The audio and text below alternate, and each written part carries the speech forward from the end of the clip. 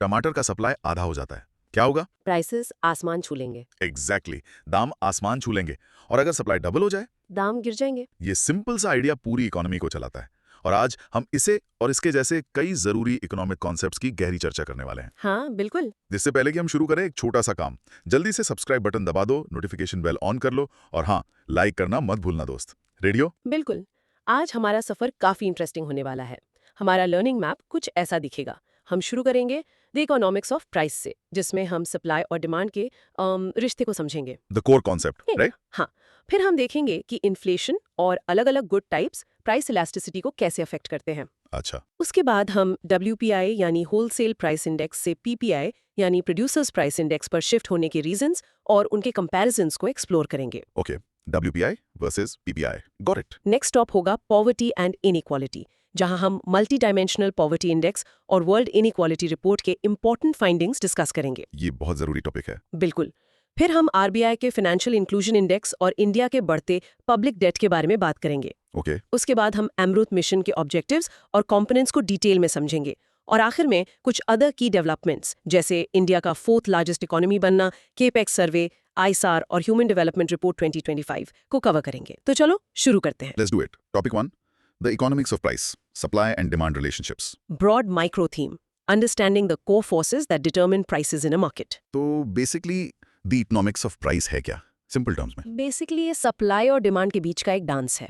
Supply मतलब कितना माल available है, और डिमांड मतलब लोग कितना माल खरीदना चाहते हैं। इन दोनों का बैलेंस ही प्राइस डिसाइड करता है। और इसका एक क्लासिक एग्जांपल है नया गेमिंग कंसोल लॉन्च।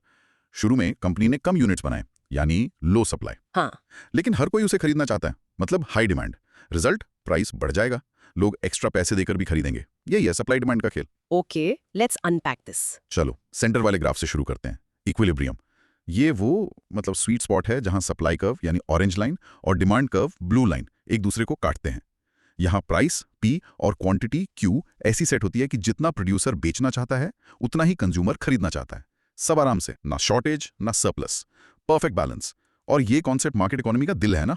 इसके बिना कंपनीज को पता ही नहीं चलेगा कि कितना प्रोड्यूस करना है या क्या प्राइस रखना है। बिल्कुल समझे। लेकिन अच्छा, इंटरेस्टिंग पार्ट तब शुरू होता है जब ये इक्विलिब्रियम हिलता है। Let's talk about the 4 core scenarios. हाँ, लेट्स डू दैट। पहला, scenario A, demand increases. Imagine लोगों की सैलरी बढ़ गई, अब वो ज्यादा चीजें खरीद सकते हैं। इससे क्या होगा? डिमांड कर्व D1 से D2 पर राइट शिफ्ट हो जाता है। नया इक्विलिब्रियम E2 पर बनता है, जहां प्राइस P भी ऊपर जाता है और क्वांटिटी Q भी। कूल ना? बिल्कुल कूल है। मतलब मोर पीपल वांट इट तो इट बिकम्स मोर एक्सपेंसिव और more of it gets sold. जैसे दिवाली के टाइम फ्लाइट टिकट्स, डिमांड बढ़ती है तो प्राइसेस आसमान छू लेते हैं। एग्जैक्टली। अब इसका उल्टा देखते हैं। Scenario B, demand decreases. मान लो उस चीज का ट्रेंड चला गया। जैसे कीपैड फोन्स, स्मार्टफोन्स आने के बाद। Perfect example. तो डिमांड कर्व D1 से D2 पर लेफ्ट शिफ्ट हो जाता है। नया इक्विलिब्रियम E2 पर। प्राइस नीचे जाता है और क्वांटिटी Q भी कम हो जाती है। Simple enough. अब सप्लाई साइड की बात करते हैं। टेक्नोलॉजी बदल गई, प्रोडक्शन सस्ता हो गया, तब क्या होगा? वो है scenario C, supply increases. Technology अच्छी हो गई, प्रोडक्शन सस्ता हो गया, या फिर मान लो नए कॉम्पिटिटर्स मार्केट में आ गए। अब प्रोड्यूसर्स ज्यादा माल बना सकते हैं। राइट। सप्लाई कर्व S1 से S2 पर राइट शिफ्ट हो जाता है। यहाँ इंटरेस्टिंग है, नया इक्विलिब्रियम E2 पर प्राइस नीचे जाता है लेकिन क्वांटिटी बढ़ जाती है। जैसे इंडिया में मोबाइल डेटा, नई कंपनियां आई, सप्लाई बढ़ी। और डेटा सस्ता हो गया। बिल्कुल। So most of is available, making it cheaper for everyone. Make sense. और आखिरी सिनेरियो, जो हम अक्सर न्यूज में सुनते हैं, जब सप्लाई कम हो जाती है। Right. Scenario D, supply decreases. Factory में कोई प्रॉब्लम आ गई या खराब मौसम से फसल बर्बाद हो गई, प्रोडक्शन रुक गया। सप्लाई कर्व S1 से S2 पर लेफ्ट शिफ्ट हो जाता है। नया इक्विलिब्रियम E2 पर प्राइस P ऊपर चला जाता है और क्वांटिटी Q कम हो जाती है। Recent example, semiconductor chip shortage, cars और इलेक्ट्रॉनिक्स महंगे हो गए। बिल्कुल। तो इन अ नटशेल, सप्लाई और डिमांड के शिफ्ट्स ही प्राइस और क्वांटिटी को मार्केट में कंट्रोल करते हैं। ये एक डायनामिक प्रोसेस है, हमेशा चलता रहता है। चलो इस पर थोड़ा और गहराई से सोचते हैं। यूपीएससी प्रीलिम्स के लिए सबसे इंपॉर्टेंट टेक अवे क्या है इन ग्राफ से? याद रखना, कर्व किस डायरेक्शन में शिफ्ट हो रहा है, राइट या लेफ्ट, और उसका प्राइस और क्वांटिटी पर क्या असर हो रहा है। एरो डायरेक्शंस आर की। Simple rule, right is more and left is less. Right is more, left is less. हाँ, डिमांड का राइट शिफ्ट P और Q दोनों बढ़ाता है। सप्लाई का राइट शिफ्ट P घटाता है और Q बढ़ाता है। That's a great mnemonic. एक और सवाल, क्या रियल लाइफ में मार्केट इक्विलिब्रियम E1 से E2 तक इंस्टेंटली पहुंच जाता है? नहीं, बिल्कुल नहीं। थोड़ा टाइम लगता है। मार्केट एडजस्ट करता है, प्राइसेस थोड़ा ऊपर नीचे फ्लक्चुएट होते हैं और फिर धीरे धीरे नया बैलेंस बनता है। इंटरेस्टिंग। अच्छा, अगर गवर्नमेंट किसी चीज का मिनिमम प्राइस सेट कर दे, फॉर एग्जांपल किसानों के लिए MSP, तो इन ग्राफ्स पर क्या असर पड़ेगा? Great question. वो प्राइस फ्लोर कहलाता है। अगर वो इक्विलिब्रियम प्राइस P1 से ऊपर सेट किया गया है तो सप्लाई ज्यादा हो जाएगी और डिमांड कम, जिससे सरप्लस क्रिएट होगा। सरप्लस, राइट, जो गवर्नमेंट को खरीदना पड़ता है। बिल्कुल। और इनमें से कौन सा सिनेरियो इन्फ्लेशन को ट्रिगर कर सकता है, specifically exam point of view से? दोनों कर सकते हैं। सिनेरियो ए यानी demand increases, demand pull inflation को ट्रिगर करता है, मतलब too much money chasing too few goods. Okay. और scenario D supply decreases, cost push inflation को ट्रिगर करता है, मतलब प्रोडक्शन महंगा हो गया इसलिए चीजें महंगी हो गई। दोनों ही प्राइसेस को ऊपर ले जाते हैं। लास्ट क्वेश्चन इस पर, क्या इक्विलिब्रियम प्राइस आम आदमी के लिए बेस्ट प्राइस होता है? जरूरी नहीं। इक्विलिब्रियम प्राइस एसेंशियल गुड्स के लिए बहुत हाई भी हो सकता है, जैसे लाइफ सेविंग ड्रग्स। इसीलिए गवर्नमेंट कभी-कभी प्राइस कंट्रोल या सब्सिडीज लाती है। Now pause and practice saying, when demand increases, price and quantity both increase. Or, when supply increases, price decreases but quantity increases. In short, supply और demand के shifts market equilibrium को बदलते हैं, जिससे prices और quantity पर direct असर पड़ता है। चलिए आगे बढ़ते हैं। Topic 2, Inflation and good type affect price elasticity. Broad micro theme: how rising prices, the wallet squeeze, change our buying habits for different kinds of products. Price elasticity. Simple मतलब है कि प्राइस चेंज होने पर किसी चीज की demand कितनी sensitive है। हाँ, अगर प्राइस बढ़ने से डिमांड बहुत ज्यादा गिर जाए तो वो इलास्टिक है, और अगर डिमांड पर ज्यादा फर्क ना पड़े तो वो इनइलास्टिक है। इसका आसान सा एग्जांपल है नमक और डिजाइनर जीन्स। नमक का प्राइस डबल भी हो जाए, आप उतना ही खरीदोगे, ये इनइलास्टिक है। लेकिन अगर डिजाइनर जीन्स की कीमत डबल हो जाए तो शायद आप उसे खरीदना छोड़ दोगे, वो इलास्टिक है। बिल्कुल, लेकिन यहाँ द वॉलेट स्क्वीज कंसेप्ट आता है। जब इन्फ्लेशन होता है तो हमारी रियल इनकम यानी परचेजिंग पावर कम हो जाती है। इससे हम नॉन एसेंशियल चीजों के प्राइस को लेकर और भी ज्यादा सेंसिटिव हो जाते हैं। तो चलो देखते हैं ये टाइप्स के गुड्स को कैसे इफेक्ट करता है। First up, the most important ones, necessities. हाँ, कॉलम ए, नेसेसिटी, इलास्टिक। ये वो चीजें हैं जिनके बिना काम नहीं चलता। Food, fuel, medicine. Normal behaviour में इनकी डिमांड इनइलास्टिक रहती है, प्राइस बढ़ने पर भी हम इन्हें खरीदते हैं। लेकिन इन्फ्लेशन के टाइम एक ट्विस्ट आता है। क्या ट्विस्ट? हम सस्ते ऑल्टरनेटिव ढूंढते हैं। हम प्रीमियम ब्रांड के आटा से सस्ते ब्रांड के आटा पर स्विच कर जाते हैं। हम ट्रेड डाउन करते हैं। डिमांड इनइलास्टिक है पर ब्रांड चॉइस बदल जाती है। Okay, so we still buy but we compromise. अब आते हैं ऐसी चीजों पर जिन्हें हम सबसे पहले काटते हैं, लग्जरीज। हाँ, column B, luxury, discretionary, elastic, designer clothes, vacations. इनकी डिमांड कर्व फ्लैट होती है, यानी इलास्टिक। इन्फ्लेशन के टाइम इनकी डिमांड हाइपर इलास्टिक हो जाती है, मतलब थोड़ा सा प्राइस बढ़ने पर भी सेल्स अचानक गिर जाती हैं। ये पहली चीजें हैं जिन पे हम खर्चा बंद करते हैं। नेक्स्ट, वो बड़ी चीजें जिनको हम आगे के लिए टाल देते हैं। Correct. Column C, durable goods, postponable, cars, washing machines, TVs. इनकी डिमांड भी इलास्टिक होती है। इन्फ्लेशन के टाइम इनकी खरीद पोस्टपोन्ड हो जाती है। लोग सोचते हैं अरे पुरानी कार अभी भी ठीक चल रही है, और परचेज को टाल देते हैं। और आखिरी और सबसे counter intuitive category, inferior goods. यहाँ कुछ अजीब होता है ना? Yes, this is fascinating. Column D, inferior goods, trading down. ये वो सस्ती चीजें होती हैं जैसे इंस्टेंट नूडल्स। नॉर्मल बिहेवियर में जब इनकम अच्छी होती है तो इनकी डिमांड कम होती है, लेकिन इन्फ्लेशन के टाइम जब रियल इनकम गिरती है इनकी डिमांड अचानक बढ़ जाती है। क्यों? क्योंकि लोग महंगी चीजों से इन पर स्विच कर जाते हैं। रेस्टोरेंट का खाना छोड़कर इंस्टेंट नूडल्स खाना शुरू कर देते हैं। कोविड के टाइम इसका परफेक्ट एग्जांपल दिखा था। लोगों ने वेकेशंस, लग्जरी कैंसिल किए, कार खरीदना, ड्यूरेबल पोस्टपोन किया, लेकिन मैगी और पार्ले जी, इंफीरियर गुड फॉर सम, की सेल्स रिकॉर्ड तोड़ रही थी। चलो इस पर कुछ सवाल जवाब करते हैं। इस कॉन्सेप्ट का गवर्नमेंट पॉलिसी से क्या लेना देना है? गवर्नमेंट जब इन्फ्लेशन कंट्रोल करने के लिए इंटरेस्ट रेट्स बढ़ाती है तो उसे पता होता है कि इसका सबसे ज्यादा असर ड्यूरेबल गुड्स और लग्जरी आइटम्स पर पड़ेगा। उनकी प्रायोरिटी ये होती है कि नेसेसिटीज की सप्लाई चेन स्टेबल रहे। व्हाटएवर नेसेसिटी गुड, जैसे कोई जरूरी दवाई, उसका कोई चीपर ऑल्टरनेटिव ना हो, तब क्या होता है? तब आम आदमी पर बहुत ज्यादा फाइनेंशियल बर्डन पड़ता है। उन्हें अपने बजट के दूसरे हिस्सों से, जैसे एजुकेशन या सेविंग्स से पैसा काटना पड़ता है। इसीलिए गवर्नमेंट ऐसी क्रिटिकल चीजों पर प्राइस कैप्स या सब्सिडीज लाती है। यूपीएससी प्रीलिम्स में इंफीरियर गुड्स से रिलेटेड कैसा क्वेश्चन आ सकता है? क्वेश्चन आ सकता है, during a period of economic recession और high inflation, the demand for which type of goods is likely to show a positive increase? The answer is inferior goods. और हाँ, ये giffen goods से अलग है, ये याद रखना। That's a key distinction. अच्छा, क्या एक ही प्रोडक्ट अलग-अलग लोगों के लिए अलग कैटेगरी में हो सकता है? बिल्कुल। एक स्टूडेंट के लिए एक बेसिक स्मार्टफोन नेसेसिटी हो सकता है, एक मिडिल क्लास प्रोफेशनल के लिए लेटेस्ट आईफोन एक लग्जरी हो सकता है। It's all relative to income and need. Final question, हमने इलास्टिसिटी की बात की, बट इसका ग्राफ से क्या कनेक्शन है? How do we visualise it? Simple, demand curve जितनी फ्लैट होगी उतनी हाई इलास्टिसिटी, मतलब प्राइस चेंज से डिमांड में बड़ा चेंज। और कर्व जितनी स्टीप यानी खड़ी होगी उतनी लो इलास्टिसिटी या इनइलास्टिसिटी। नमक का कर्व ऑलमोस्ट वर्टिकल होगा। Now, pause and practice saying, necessities are inelastic, luxuries are elastic. During inflation, demand for inferior goods increases. In short, inflation हमारे वॉलेट को स्क्वीज करता है, जिससे हम नेसेसिटीज के सस्ते ब्रांड्स, लग्जरीज को छोड़ने, ड्यूरेबल्स को पोस्टपोन करने और इंफीरियर गुड्स को अपनाने पर मजबूर हो जाते हैं। Moving on. Topic 3. Producers Price Index, PPI. Broad micro theme, a new way to measure inflation right at the factory gate. PPI या Producers Price Index. ये है क्या? ये वो एवरेज प्राइस चेंज मेजर करता है जो एक प्रोड्यूसर को अपने गुड्स या सर्विसेज के लिए मिलता है जैसे ही वो फैक्ट्री से निकलता है। सबसे इंपॉर्टेंट बात, इसमें टैक्सेस इंक्लूडेड नहीं होते। So it's the pure factory gate price? Exactly. अब हाल ही में नीति आयोग मेंबर रमेश चंद के अंडर एक 18 मेंबर वर्किंग ग्रुप बनाया गया है। काम क्या है? इंडिया को WPI से PPI पर कैसे स्विच करना है, इसका एक डिटेल्ड रोड मैप तैयार करना। लेकिन हम WPI छोड़ना ही क्यों चाहते हैं? इतने सालों से तो उसे यूज कर रहे हैं। प्रॉब्लम क्या है? WPI के साथ मतलब 3 बड़ी प्रॉब्लम्स हैं। पहला, इसमें डबल काउंटिंग का इशू है। डबल काउंटिंग जैसे? जैसे स्टील पहले रॉ मटेरियल की तरह काउंट होता है, फिर कार के कंपोनेंट की तरह और फिर फाइनल कार में अच्छा। एक ही चीज बार बार काउंट हो जाती है।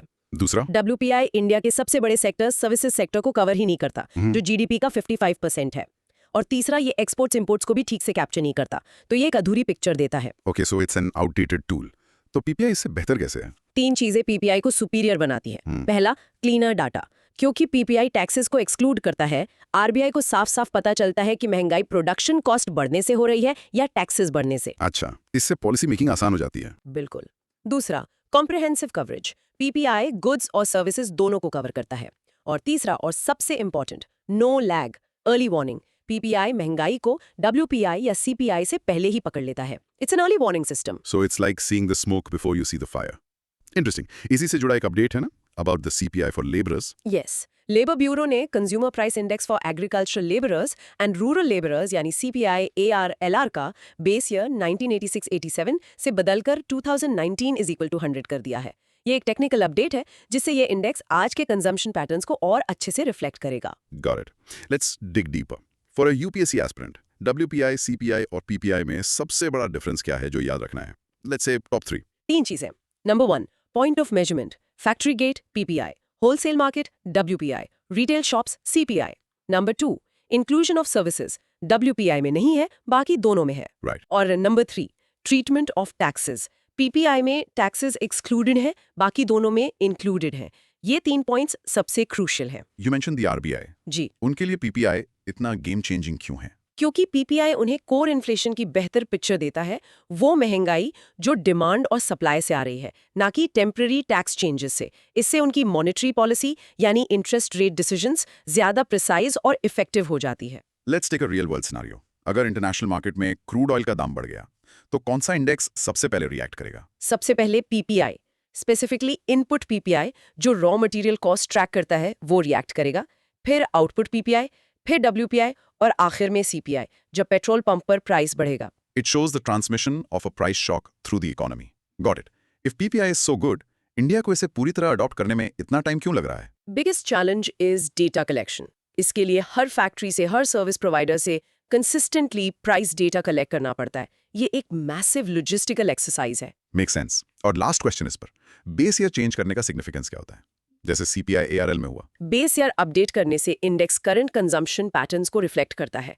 1986 में एक गांव का मजदूर जिन चीजों पर खर्च करता था, वो 2009 से बहुत अलग है। अब मोबाइल रिचार्ज भी खर्चे का हिस्सा है, so it makes the index more relevant. Now pause and practice saying PPI measures inflation at the factory gate without taxes and includes services. In short, India is moving from the outdated WPI to the more accurate, comprehensive and predictive PPI to better measure inflation at its source. Let's move to a very important human-centric topic. Topic 4, poverty and inequality, MPI and World Inequality Report. Broad micro theme, measuring poverty beyond just income and understanding the massive gap between the rich and poor. Okay. तो सबसे पहले multi dimensional poverty index यानी MPI. हाँ, MPI एक revolutionary concept है। ये कहता है कि गरीबी सिर्फ पैसे की कमी नहीं है, ये हेल्थ, एजुकेशन और लिविंग स्टैंडर्ड्स में होने वाली कमियों का एक पूरा बंडल है। इसको एक रिपोर्ट कार्ड की तरह सोच सकते हैं। पहले हम पॉवर्टी को सिर्फ टोटल मार्क्स यानी इनकम से नापते थे, लेकिन एमपीआई अलग-अलग सब्जेक्ट्स में परफॉर्मेंस देखता है। Brilliant analogy.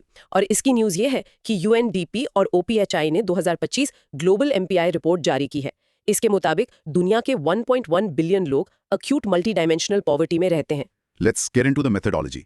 ये रिपोर्ट कार्ड बनता कैसे? इसके 3 मेन डायमेंशंस हैं। सबका वेट 1/3 है। पहला हेल्थ, जिसमें 2 इंडिकेटर्स हैं, न्यूट्रिशन और चाइल्ड मोर्टेलिटी। दूसरा एजुकेशन, जिसमें भी 2 इंडिकेटर्स, ईयर्स ऑफ स्कूलिंग और स्कूल अटेंडेंस। और तीसरा है लिविंग स्टैंडर्ड्स। इसके अंदर 6 इंडिकेटर्स हैं, cooking fuel, sanitation, drinking water, electricity, housing और एसेट्स। तो टोटल 10 इंडिकेटर्स हो गए। Okay, 10 indicators. और किसी को पुअर कैसे डिक्लेयर करते हैं? हर इंसान का एक डेप्रिवेशन स्कोर कैलकुलेट होता है। अगर ये स्कोर 13 यानी 33.3% या उससे ज्यादा है तो वो मल्टी डायमेंशनली पुअर है। और इसका फॉर्मूला है MPI = H × A। H times A। ये क्या है? यहाँ H है हेड काउंट यानी कितने % लोग पुअर हैं, और A है इंटेंसिटी यानी जो पुअर हैं वो कितने डिप्राइव्ड हैं। And what's the story for India? इसमें हमारे लिए गुड न्यूज़ है, राइट? It's phenomenal news. 2005-06 में इंडिया की 55.1% पॉपुलेशन पुअर थी। 2019-21 में ये फिगर गिरकर सिर्फ 16.4% रह गया। We lifted 414 million people out of poverty in 15 years। Wow, that's huge. बिल्कुल। और ये प्रोग्रेस टैंजिबल चेंज से आई है। उज्ज्वला से कुकिंग फ्यूल इंडिकेटर इंप्रूव हुआ, स्वच्छ भारत से सैनिटेशन, सौभाग्य से electricity. It shows a clear line from policy to poverty reduction. But this is just one side of the coin. दूसरी तरफ है inequality. Let's talk about the world inequality report. Yes, ये report world inequality lab release करती है और इसके numbers मतलब shocking है। इंडिया में टॉप 10% अर्नर्स नेशनल इनकम का 58% ले जाते हैं, जबकि बॉटम 50% को सिर्फ 15% मिलता है। इस इनइक्वालिटी को हम मेजर कैसे करते हैं? I've heard of the Gini index and Lawrence curve. Can you explain them simply? Of course. Imagine a parade. अगर सोसाइटी परफेक्टली इक्वल होती तो परेड में आने वाले पहले 10% लोगों के पास देश की 10% वेल्थ होती। ये एक परफेक्ट 45 डिग्री स्ट्रेट लाइन बनाती, जिसे लाइन ऑफ इक्वालिटी कहते हैं। लेकिन रियल लाइफ में ऐसा नहीं होता। बिल्कुल नहीं। रियल लाइफ में पहले 50% लोग आते हैं और उनके पास सिर्फ 15% वेल्थ होती है। ये जो रियल डिस्ट्रीब्यूशन दिखाने वाली ड्रूपी लाइन है, उसे लॉरेंस कर्व कहते हैं। लाइन ऑफ इक्वालिटी और इस लॉरेंस कर्व के बीच का एरिया जितना बड़ा होगा, इनइक्वालिटी उतनी ही ज्यादा होगी। और इस एरिया को नापने वाले नंबर को जीनी इंडेक्स कहते हैं। एग्जैक्टली। 0 मतलब परफेक्ट इक्वालिटी, 100 मतलब absolute inequality. That's a fantastic explanation. Let's do a quick Q&A. Prelims में MPI formula MPI = HXA का क्या सिग्निफिकेंस है? Why not just use H? क्योंकि MPI सिर्फ ये नहीं देखता कि कितने लोग गरीब है, बल्कि ये भी देखता है कि वो कितने ज्यादा गरीब है। एक आदमी जो 13 इंडिकेटर्स में डिप्राइव्ड है और एक जो 7 में, दोनों पुअर है, लेकिन दूसरा मोर इंटेंसली पुअर है। MPI इसको कैप्चर करता है। इन MPI लिविंग स्टैंडर्ड्स के 6 इंडिकेटर्स का वेट बाकी इंडिकेटर से कम क्यों है? Simple math. हर डायमेंशन का टोटल वेट 13 ही रखना है। हेल्थ और एजुकेशन में 2 इंडिकेटर्स हैं, तो हर इंडिकेटर का वेट 13 डिवाइडेड बाय 2 यानी 16 हो गया।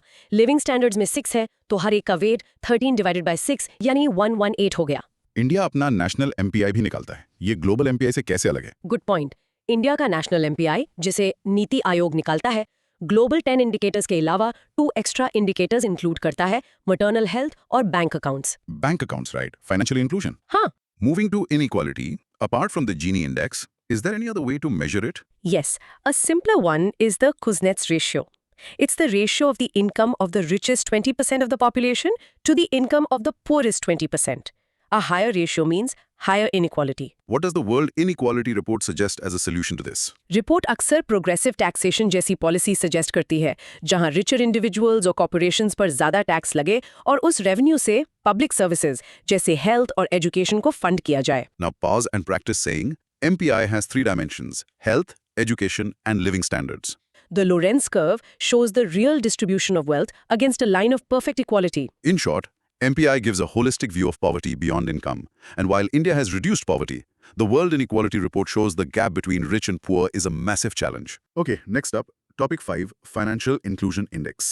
Broad micro theme, measuring how deeply finance has reached the common person. Financial inclusion का सिंपल मतलब है देश के हर इंसान तक आसानी से और सस्ते में बैंकिंग और फाइनेंशियल सर्विसेज पहुंचाना। हाँ, सिर्फ बैंक अकाउंट खोलना काफी नहीं है, उसे यूज करना, क्रेडिट मिलना, इंश्योरेंस मिलना, ये सब इसका हिस्सा है।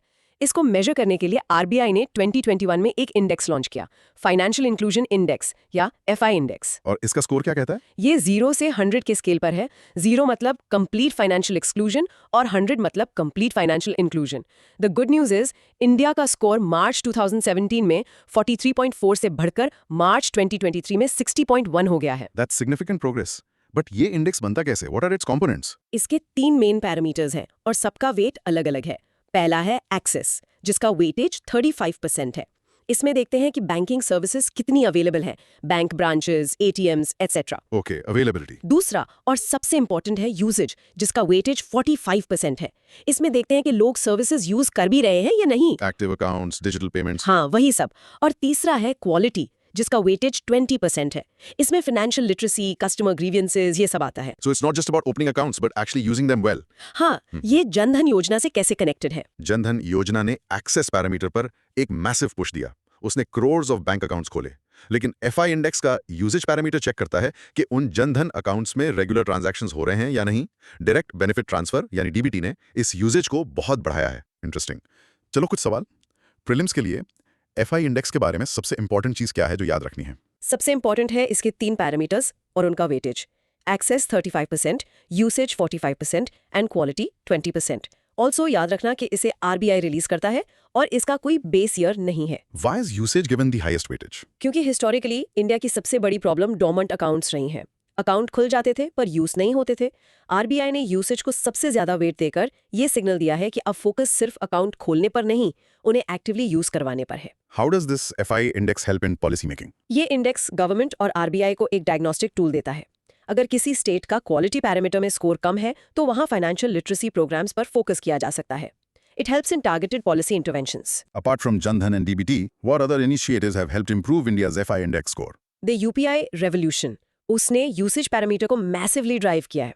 आधार ने ई-केवाईसी को आसान बनाकर एक्सेस को इंप्रूव किया है और पीएमजेएवाई जैसी स्कीम्स ने इंश्योरेंस पेनिट्रेशन को बढ़ाया है। Last question. What is the biggest remaining challenge for financial inclusion in India? The biggest challenge is still in the quality and deepening of usage parameters. Basic bank accounts और payments का usage बढ़ा है, लेकिन complex products जैसे credit for small businesses, insurance और pension products का penetration अभी भी काफी कम है, स्पेशली रूरल एरियाज में। Now pause and practice saying the FI index has 3 pillars: access with 35% weight, usage with 45% weight, and quality with 20% weight. In short, the RBI's Financial Inclusion Index provides a comprehensive measure of financial deepening, showing good progress, but highlighting the need to focus more on quality and usage of complex financial products. Let's talk about something we hear a lot in the news. Topic 6: Public debt. Broad micro theme, understanding the government's borrowings and why it matters. Public debt यानी सरकारी कर्ज। Simple भाषा में वो पैसा जो सरकार ने अपने खर्चों को पूरा करने के लिए उधार लिया है। बिल्कुल, ये उधार देश के अंदर से यानी इंटरनल डेट या देश के बाहर से एक्सटर्नल डेट लिया जा सकता है। जैसे हम अपने खर्चे पूरे करने के लिए लोन लेते हैं, वैसे ही सरकार भी लेती है जब उसके खर्चे उसकी कमाई से ज्यादा हो जाते हैं। इस गैप को फिस्कल डेफिसिट कहते हैं, है ना? करेक्ट। अब इंडिया का public debt to GDP ratio यानी हमारी टोटल इकोनॉमी के साइज के कंपैरिजन में हमारा कर्ज आसपास 81% है। एनके सिंह कमेटी ने इसके लिए 60% का टारगेट रेकमेंड किया था। So we are above the recommended limit. लेकिन ये डेट सरकार लेती कहां से है? इंटरनल डेट, जो इंडिया के टोटल डेट का बड़ा हिस्सा है, mainly government securities G-secs issue करके लिया जाता है। इन्हें बैंक्स, इंश्योरेंस कंपनीज और आम लोग खरीदते हैं। एक्सटर्नल डेट इंटरनेशनल इंस्टीट्यूशंस जैसे वर्ल्ड बैंक, आईएमएफ से लिया जाता है। तो ज्यादा डेट होना प्रॉब्लम क्यों है? अगर सरकार वो पैसा इंफ्रास्ट्रक्चर बनाने में लगा रही है तो अच्छी बात है ना? ये एक डबल एज सोर्ड है। अगर डेट प्रोडक्टिव एसेट्स बनाने में लग रहा है तो अच्छी बात है, लेकिन इसके 2 बड़े रिस्क्स हैं। पहला, हाई इंटरेस्ट पेमेंट्स। हमारे बजट का एक बहुत बड़ा हिस्सा सिर्फ पुराने लोन्स का इंटरेस्ट चुकाने में चला जाता है, जिससे नए प्रोजेक्ट्स के लिए पैसा कम बचता है। हाँ। दूसरा, क्राउडिंग आउट। जब सरकार मार्केट से बहुत ज्यादा पैसा उधार ले लेती है तो प्राइवेट कंपनीज के लिए कम पैसा बचता है और उन्हें महंगे इंटरेस्ट रेट पर लोन मिलता है। इससे प्राइवेट इन्वेस्टमेंट कम हो जाता है। चलो, let's dive into some specific questions. For UPSC, what's the key difference between public debt and government liabilities? Public debt सिर्फ वो बोरोइंग्स है जो कंसोलिडेटेड फंड ऑफ इंडिया के अगेंस्ट चार्ज्ड है। गवर्नमेंट लाइबिलिटीज एक ब्रॉडर टर्म है। इसमें public debt के अलावा पब्लिक अकाउंट की लाइबिलिटीज भी आती हैं, जैसे स्मॉल सेविंग स्कीम्स का पैसा या provident funds. You mentioned the debt to GDP ratio. Why is this ratio more important than the absolute debt amount? क्योंकि एब्सोल्यूट नंबर कॉन्टेक्स्ट नहीं देता। 10 लाख का लोन एक स्टूडेंट के लिए बहुत ज्यादा है, लेकिन एक बड़ी कंपनी के लिए कुछ भी नहीं। सिमिलरली डेट को इकोनॉमी के साइज यानी जीडीपी से कंपेयर करके ही पता चलता है कि देश उसे चुकाने की कितनी कैपेसिटी रखता है। Who manages the central government's debt? The RBI manages the government's debt. वो गवर्नमेंट सिक्योरिटीज के ऑक्शंस कंडक्ट करते हैं। There have been proposals to create an independent public debt management agency, but for now it's the RBI. How does high public debt affect a country's sovereign credit rating? International credit rating agencies जैसे Moody's, S&P इस ratio को closely watch करती हैं। A consistently high and rising debt to GDP ratio से country की credit rating downgrade हो सकती है। इससे देश के लिए फॉरेन मार्केट से पैसा उधार लेना और महंगा हो जाता है। Last question. Is there something called a good fiscal deficit?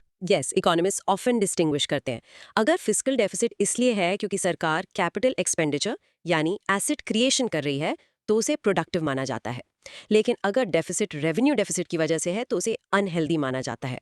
Now pause and practice saying public debt to GDP ratio is a key indicator of a country's financial health. High public debt can lead to crowding out of private investment. In short, public debt is a necessary tool for governments, but if not managed well, its rising cost and effect on private investment can harm long-term growth. Let's shift gears to urban development. Topic 7. अब देखते हैं कि ये पैसा कहाँ खर्च होता है, जैसे कि अर्बन इंफ्रास्ट्रक्चर पर अमृत मिशन के तहत। हाँ, सबसे पहले अमृत की डेफिनेशन। ये एक सेंट्रली स्पॉन्सर्ड स्कीम है जिसका मकसद अर्बन एरियाज में बेसिक इंफ्रास्ट्रक्चर, खासकर पानी और सीवरेज सिस्टम्स को इंप्रूव करना है। एग्जाम्पल, आपके शहर में नए वाटर पाइपलाइंस डालना, सीवरेज ट्रीटमेंट प्लांट बनाना या पार्क्स डेवलप करना, ये सब अमृत मिशन के अंडर हो सकता है। इसका इंट्रोडक्शन ये है कि इस स्कीम ने हाल ही में अपने 10 साल पूरे किए हैं। हाँ, इसकी शुरुआत 2015 में हुई थी। बैकग्राउंड के लिए AMRUT 1.0 का फोकस क्या था? इसको ministry of housing and urban affairs ने लॉन्च किया था। इसका फोकस 500 सिटीज में water supply, sewerage, storm water drainage, green spaces और नॉन मोटराइज्ड अर्बन ट्रांसपोर्ट पर था। काफी ब्रॉड था। हाँ, अब कोर लॉजिक पे आते हैं। AMRUT 2.0। इसमें क्या बदला? 2021 में लॉन्च हुए AMRUT 2.0 का फोकस अब सिर्फ 2 चीजों पर है, वाटर एंड सीवरेज। ओके, तो की ऑब्जेक्टिव्स क्या हैं? 3 है। पहला, यूनिवर्सल वाटर सप्लाई, यानी सभी स्टैट्यूटरी टाउन्स के हर घर तक टैप वाटर पहुंचाना। दूसरा, 100% सीवरेज मैनेजमेंट, यानी 500 AMRUT सिटीज में कंप्लीट सेप्टेज मैनेजमेंट सिस्टम्स बनाना। और तीसरा, वाटर सिक्योर सिटीज बनाना, मतलब वाटर बॉडीज को रिजुविनेट करना, रेन वाटर हार्वेस्टिंग को प्रमोट करना। इसकी मेजर कंपोनेंट्स क्या है? एक है पेयजल सर्वेक्षण, ये सिटीज के बीच एक कंपटीशन है जिससे वाटर सर्विसेज की क्वालिटी इंप्रूव हो। और एक है टेक्नोलॉजी सबमिशन, जो वाटर सेक्टर में स्टार्टअप्स और इनोवेशन को प्रमोट करता है। और एक है सर्कुलर इकोनॉमी ऑफ वाटर, यानी ट्रीटेड सीवेज वाटर को रिसाइकल रीयूज करना। इसका रियल वर्ल्ड इम्पैक्ट क्या है? इसमें पब्लिक प्राइवेट पार्टनरशिप PPP को बढ़ावा दिया जा रहा है। कम्युनिटी पार्टिसिपेशन पर जोर है, खासकर women's self help groups SHGs के थ्रू। ये AMRUT मित्रा क्या है? ये SSG वुमेन को वाटर मैनेजमेंट स्किल्स सिखाने का इनिशिएटिव है। तो कंक्लूजन ये है कि अमृत 2.0 एक टारगेटेड मिशन है। Yes, it's a targeted mission to make our cities water secure. ये सिर्फ इंफ्रास्ट्रक्चर बनाने पर नहीं, बल्कि वाटर के सस्टेनेबल यूज और सर्कुलर इकोनॉमी पर भी फोकस करता है। It's about building resilient cities for the future. Cross questioning time. AMRUT 2.0 के 3 मेन ऑब्जेक्टिव्स क्या हैं? Universal water supply, 100% sewerage management in 500 AMRUT cities और मेकिंग सिटीज वाटर सिक्योर। अमृत 1.0 का कौन सा कंपोनेंट अमृत 2.0 में शामिल नहीं है? The non-motorized urban transport component was excluded from the scope of Amrit 2.0. Amrit mission कौन सी मिनिस्ट्री इंप्लीमेंट करती है? The Ministry of Housing and Urban Affairs, MOHUA. पेयजल सर्वेक्षण का मकसद क्या है? It's a challenge-based assessment to evaluate and rank cities on their performance in water supply, reuse of water, and water body conservation, thus fostering a spirit of competition. इस mission में funding का approach कैसा है? It uses outcome-based funding, meaning cities must first submit a roadmap to achieve set targets to receive funds. Now practice saying Amrut 2.0 focuses on universal water supply and sewerage management to create water secure cities. Bilkul. In short, the Amrit mission, now in its second phase, aims to provide universal access to tap water and improve sanitation in India's urban areas. चलिए अब कुछ quick but very important developments पर नजर डालते हैं। सबसे पहले एक बहुत बड़ी खबर। 5.7.1 India, fourth largest economy. Broad micro theme. Understanding GDP and national income. हाँ, IMF के वर्ल्ड इकोनॉमिक आउटलुक के अनुसार इंडिया ने जापान को पीछे छोड़कर दुनिया की 4th लार्जेस्ट इकोनॉमी का स्थान हासिल कर लिया है। टॉप 3 कौन है? US, China and Germany. इसका कोर कॉन्सेप्ट है GDP, क्या है ये? जीडीपी या ग्रॉस डोमेस्टिक प्रोडक्ट एक साल में एक देश की डोमेस्टिक टेरिटरी के अंदर बनाए गए सभी फाइनल गुड्स एंड सर्विसेज की मार्केट वैल्यू होती है। इसके कैलकुलेशन के मेथड्स क्या है? 3 है। प्रोडक्ट मेथड जो वैल्यू एडेड को मेजर करता है, एक्सपेंडिचर मेथड जो फाइनल स्पेंडिंग को जोड़ता है, और इनकम मेथड जो फैक्टर इनकम्स को जोड़ता है। इंडिया कौन सा मेथड यूज करता है? इंडिया SNA 2008 स्टैंडर्ड्स फॉलो करता है। फॉर्मूला है GDP at market prices equals sum of GVA at basic prices plus net product taxes। और इसका डेटा सोर्स? कॉर्पोरेट सेक्टर के लिए MCA 21 डेटाबेस यूज होता है। एक और अपडेट, बेस ईयर शिफ्ट हो रहा है। हाँ, अब GDP कैलकुलेशन का बेस ईयर 2011-12 से 2022-23 शिफ्ट किया जा रहा है। बेस ईयर प्राइसेस को फ्रीज कर देता है ताकि हम रियल ग्रोथ देख सकें, इन्फ्लेशन को हटाकर। Cross question, GDP at market prices और जीवीए एट बेसिक प्राइसेस में क्या रिलेशन है? GDP at market prices equals GVA at basic prices plus product taxes, product subsidies। Essentially GVA production side को देखता है और GDP मार्केट साइड को। और इंडिया में जीडीपी डेटा कौन सी मिनिस्ट्री रिलीज करती है? The ministry of statistics and programme implementation, MoSPI। 5.7.2 MoSPI releases capex survey. अगली खबर भी मॉस्पी से। हाँ, NSO ने पहला forward looking survey on private sector capex release किया है। की फाइंडिंग क्या है? प्राइवेट सेक्टर कैपेक्स यानी कैपिटल एक्सपेंडिचर FY22 से FY25 के बीच 66% बढ़ा है। कैपेक्स और रेवेन्यू एक्सपेंडिचर में क्या फर्क है?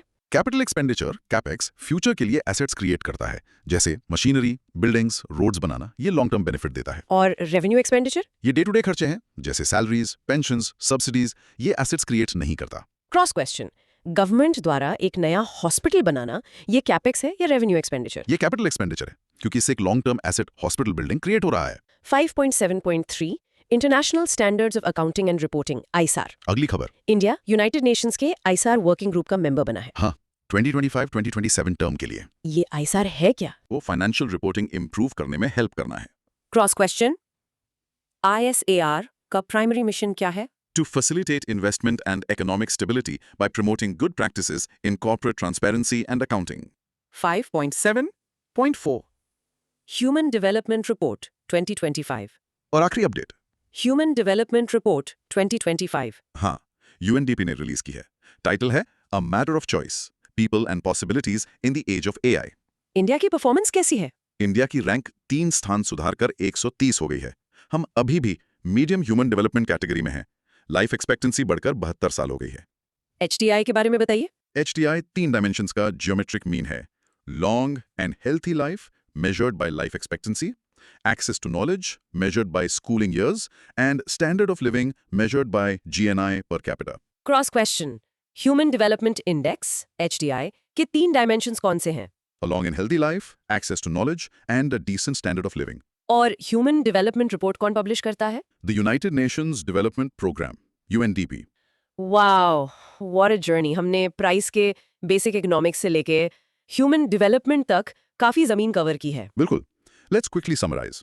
आज का हमारा ब्रॉड माइक्रो थीम था ग्रोथ एंड डेवलपमेंट। हमने सप्लाई एंड डिमांड के फंडामेंटल डांस को समझा, जिससे पता चला कि मार्केट में प्राइसेस कैसे तय होती हैं। फिर हमने इन्फ्लेशन और प्राइस इलास्टिसिटी को देखा और समझा कि वॉलेट स्क्वीज हमारा बाइंग डिसीजंस को कैसे बदलता है। हमने WPI, CPI और PPI के बीच के अंतर को जाना और ये भी देखा कि इंडिया क्यों PPI की तरफ जा रहा है। फिर हमने multi dimensional poverty index MPI के जरिए गरीबी को इनकम से परे देखा और Lorenz curve and Gini index से इनइक्वालिटी को मापा। हमने फाइनेंशियल इंक्लूजन इंडेक्स से देखा कि हम इस गैप को कैसे भर रहे हैं। देश के पब्लिक डेट को समझा और अमृत मिशन जैसी अर्बन डेवलपमेंट स्कीम्स को देखा। फाइनली हमने GDP, केपेक्स और ह्यूमन डेवलपमेंट रिपोर्ट जैसे की इंडिकेटर्स पर लेटेस्ट अपडेट्स को कवर किया। Awesome recap. अब लिसनर्स के लिए कुछ फूड फॉर थॉट। बिल्कुल, here are some content probes. 1.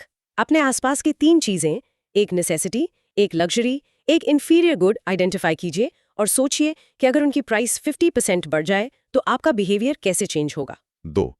Explain the difference between WPI and PPI to a friend in under 1 minute. 3.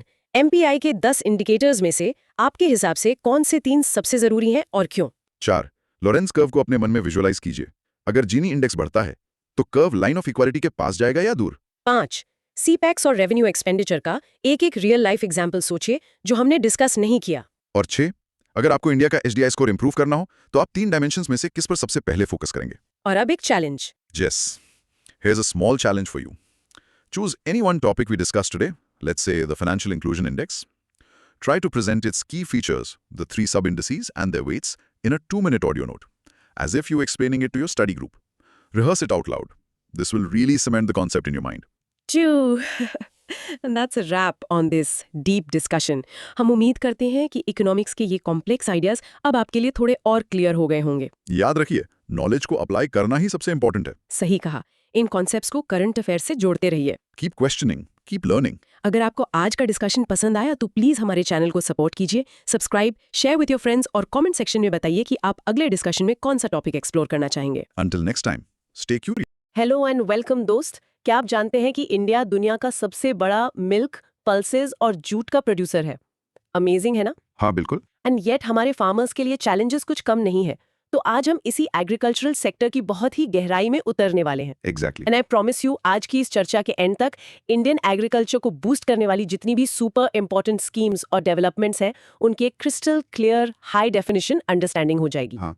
तो अगर अपनी नॉलेज को रॉकेट स्पीड से बढ़ाना है तो सोचना क्या है, जल्दी से सब्सक्राइब बटन ढूंढो, उस लाइक बटन को स्मैश करो and of course notification bell को ऑन कर दो ताकि ऐसा कोई भी हाई एनर्जी सेशन मिस ना हो। Absolutely. Get ready for a massive knowledge download.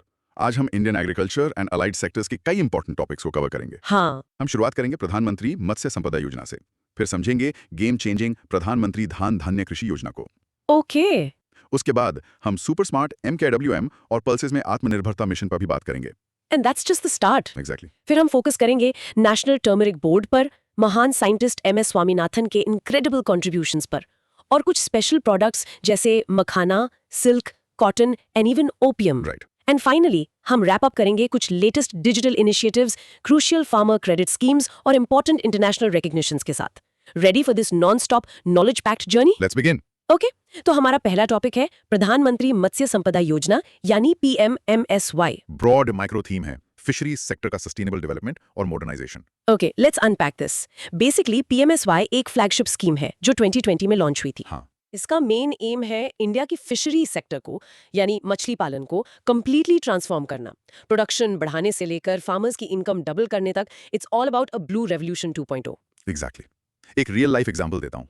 Imagine करो आंध्र प्रदेश की एक महिला है लक्ष्मी। वो ट्रेडिशनल पॉन्ड्स में फिश फार्मिंग करती थी। Limited space, limited income.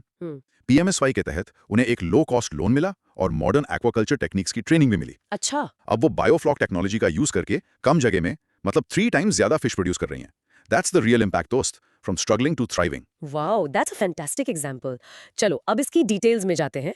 Introduction से शुरू करते हैं। हाँ, तो सबसे पहले इसका स्केल समझना जरूरी है। इंडिया का फिश प्रोडक्शन ग्लोबल टोटल का नियरली 8% कंट्रीब्यूट करता है और हम दुनिया के सेकंड लार्जेस्ट फिश प्रोड्यूसर हैं। That's huge. It is, but potential इससे भी बड़ा है। और इसी मैसिव पोटेंशियल को अनलॉक करने के लिए PMSY को लॉन्च किया गया था, एक फोकस्ड, वेल फंडेड मिशन की तरह। ओके, तो इसका बैकग्राउंड क्या है? ये स्कीम 5 साल पूरे कर चुकी है। इसे डिपार्टमेंट ऑफ फिशरीज ने लॉन्च किया था under the union ministry of fisheries, animal husbandry and dairying. Right. Why it matters? क्योंकि ये पहली बार है कि इतना कॉम्प्रिहेंसिव अप्रोच लिया गया है। ये fish production, quality, technology, post harvest infrastructure और मार्केटिंग, इन सारे क्रिटिकल गैप्स को एक साथ एड्रेस करती है। ओके, तो इसका कोर लॉजिक क्या है? ये काम कैसे करती है? This is where it gets super interesting. पहला है ड्यूरेशन। ओरिजिनल पीरियड था FY 2020-21 से 2024-25 तक, पर इसकी सक्सेस को देखते हुए इसे अब एक्सटेंड कर दिया गया है। ओह, एक्सटेंशन मिला है। कब तक के लिए? हाँ, अप टू FY 25-26, तो ये याद रखना है। Got it. और इसका स्ट्रक्चर कैसा है? ये एक अम्ब्रेला स्कीम है जिसके 2 मेन कंपोनेंट्स हैं। पहला सेंट्रल सेक्टर स्कीम CS, जो 100% सेंट्रल गवर्नमेंट फंडेड है। ओके, 100%। हाँ, ये नेशनल लेवल अप्रोच वाली चीजों के लिए है। दूसरा है सेंट्रली स्पॉन्सर्ड स्कीम CSS, जिसमें सेंटर और स्टेट्स मिलकर फंड करते हैं। अच्छा, पार्टनरशिप मॉडल। एग्जैक्टली। ज्यादातर एक्शन यही होता है। CSS के मेन पिलर्स हैं प्रोडक्शन एनहांसमेंट, इंफ्रास्ट्रक्चर मैनेजमेंट और एक रोबस्ट फिशरीज मैनेजमेंट फ्रेमवर्क। और नोडल एजेंसी कौन है इसकी? ट्रेनिंग वगैरह कौन देखता है? वो है नेशनल फिशरीज डेवलपमेंट बोर्ड या NFDB। ये ट्रेनिंग और कैपेसिटी बिल्डिंग के लिए रिस्पॉन्सिबल है। इन्हें इस मिशन का नॉलेज हब समझ सकते हैं। फैंटास्टिक। और इसका रियल वर्ल्ड इम्पैक्ट कैसा रहा है? इस स्कीम से लाखों मछुआरों की इनकम बढ़ी है, फूड सिक्योरिटी इंप्रूव हुई है और एक्सपोर्ट्स को भी बूस्ट मिला है। नई टेक्नोलॉजीज जैसे केज कल्चर, सीवीड फार्मिंग और ऑर्नामेंटल फिशरीज को एक ह्यूज पुश मिल रहा है। बेसिकली ब्लू इकोनॉमी को एक सॉलिड पुश मिला है। परफेक्ट। सो कंक्लूजन ये है? कंक्लूजन ये है कि PMSY सिर्फ एक स्कीम नहीं है, ये इंडिया के फिशरी सेक्टर को सस्टेनेबल, प्रॉफिटेबल और इकोनॉमिक ग्रोथ का एक मेजर ड्राइवर बनाने का कॉम्प्रिहेंसिव विजन है। परफेक्ट। चलो let's check our memory with some quick cross questioning. UPSC prelims के लिए ये याद रखना जरूरी है, PMSY किस मिनिस्ट्री के अंडर आती है? That would be the Ministry of Fisheries, Animal Husbandry and Dairying. Simple but important. And what is the implementation period of this scheme? Extension के साथ. Originally FY 2021 to 2024-25, but अब ये FY 2025-26 तक extended है. Extension मत भूलना. What's the main difference between a central sector scheme and a centrally sponsored scheme? एक line में बताओ. CS 100% centrally funded है, जबकि CSS एक partnership है, jointly funded by the center and states. Great. Global fish production में India का contribution कितना है? Nearly 8%. And we are the second largest producer in the world. A true giant. This one is tricky. Fisheries, union, state या concurrent list में से किस में आता है? ये स्टेट लिस्ट में है. ये बहुत इंपॉर्टेंट पॉइंट है, याद रखना, क्योंकि इससे पॉलिसीज जमीन पर कैसे इंप्लीमेंट होती हैं उस पर असर पड़ता है. Awesome. Now pause and practice saying PMSY aims to enhance aquaculture productivity to 5 tons per hectare through a two-pronged central sector and centrally sponsored approach. In short, PMSY is a game changer for the fisheries sector, boosting production, income and exports through a well-structured, multi-component and technology-driven approach. चलो blue revolution से अब हम बढ़ते हैं एक revolutionary scheme की तरफ जो पूरे ग्रीन रेवोल्यूशन लैंडस्केप के लिए है. हमारा अगला टॉपिक है प्रधानमंत्री धन धान्य कृषि योजना और PMDDKY. Broad micro theme Indian agriculture का holistic transformation. Okay, get ready for a big one. PMDDKY एक मैसिव इनिशिएटिव है. इसका एम है इंडियन एग्रीकल्चर को प्रोडक्टिव, सस्टेनेबल और सबसे इंपॉर्टेंट फार्मर्स के लिए प्रॉफिटेबल बनाना. तो सोचो 36 एग्जिस्टिंग स्कीम्स को मिलाकर एक सुपर स्कीम बनाई गई है. 36 schemes. हाँ, it's all about convergence and synergy. Let me give a very simple example. Uttar Pradesh के एक छोटे किसान है राम. उन्हें पहले अलग-अलग स्कीम्स के लिए जैसे इंश्योरेंस, इरिगेशन, कैश सपोर्ट कई ऑफिसेज के चक्कर काटने पड़ते थे. हाँ, ये तो होता है. सब कुछ मिल जाता है. This life is much simpler now. Exactly. That's the core idea. चलो let's dive deep into this mega scheme. Introduction से शुरू करते हैं. Okay. इंडिया में 86% फार्मर्स स्मॉल एंड मार्जिनल हैं, मतलब उनके पास 2 हेक्टेयर से कम जमीन है. Right. PMDDKY स्पेशली इन्हीं 1.7 करोड़ फार्मर्स को सपोर्ट करने के लिए डिजाइन की गई है, जो हमारे एग्रीकल्चर की रीढ़ है पर अक्सर पीछे छूट जाते हैं. तो इसका बैकग्राउंड क्या है? ये आइडिया आया कहाँ से? इसे यूनियन बजट 2025-26 में अनाउंस किया गया था. इसकी इंस्पिरेशन नीति आयोग के एस्पिरेशनल डिस्ट्रिक्ट प्रोग्राम से ली गई है, जो अंडर डेवलप्ड डिस्ट्रिक्ट्स को ट्रांसफॉर्म करने में बहुत सक्सेसफुल रहा है. अच्छा, तो उसी सक्सेस को एग्रीकल्चर में रेप्लिकेट करने की कोशिश है. बिल्कुल. अब आते हैं इसके कोर लॉजिक पर. This is the heart of the scheme. पहला पॉइंट है कन्वर्जेंस. 36 एग्रीकल्चरल स्कीम्स जैसे फेमस PM किसान, PMFPY, PMKSY, जो 11 अलग-अलग मिनिस्ट्री से आती थी, उनको कंसोलिडेट किया गया है. वाओ, नो मोर साइलोज. यस. इसकी मिनिस्ट्री है ministry of agriculture and farmers welfare और ड्यूरेशन है 6 साल, from 2025-26 to 2030-31.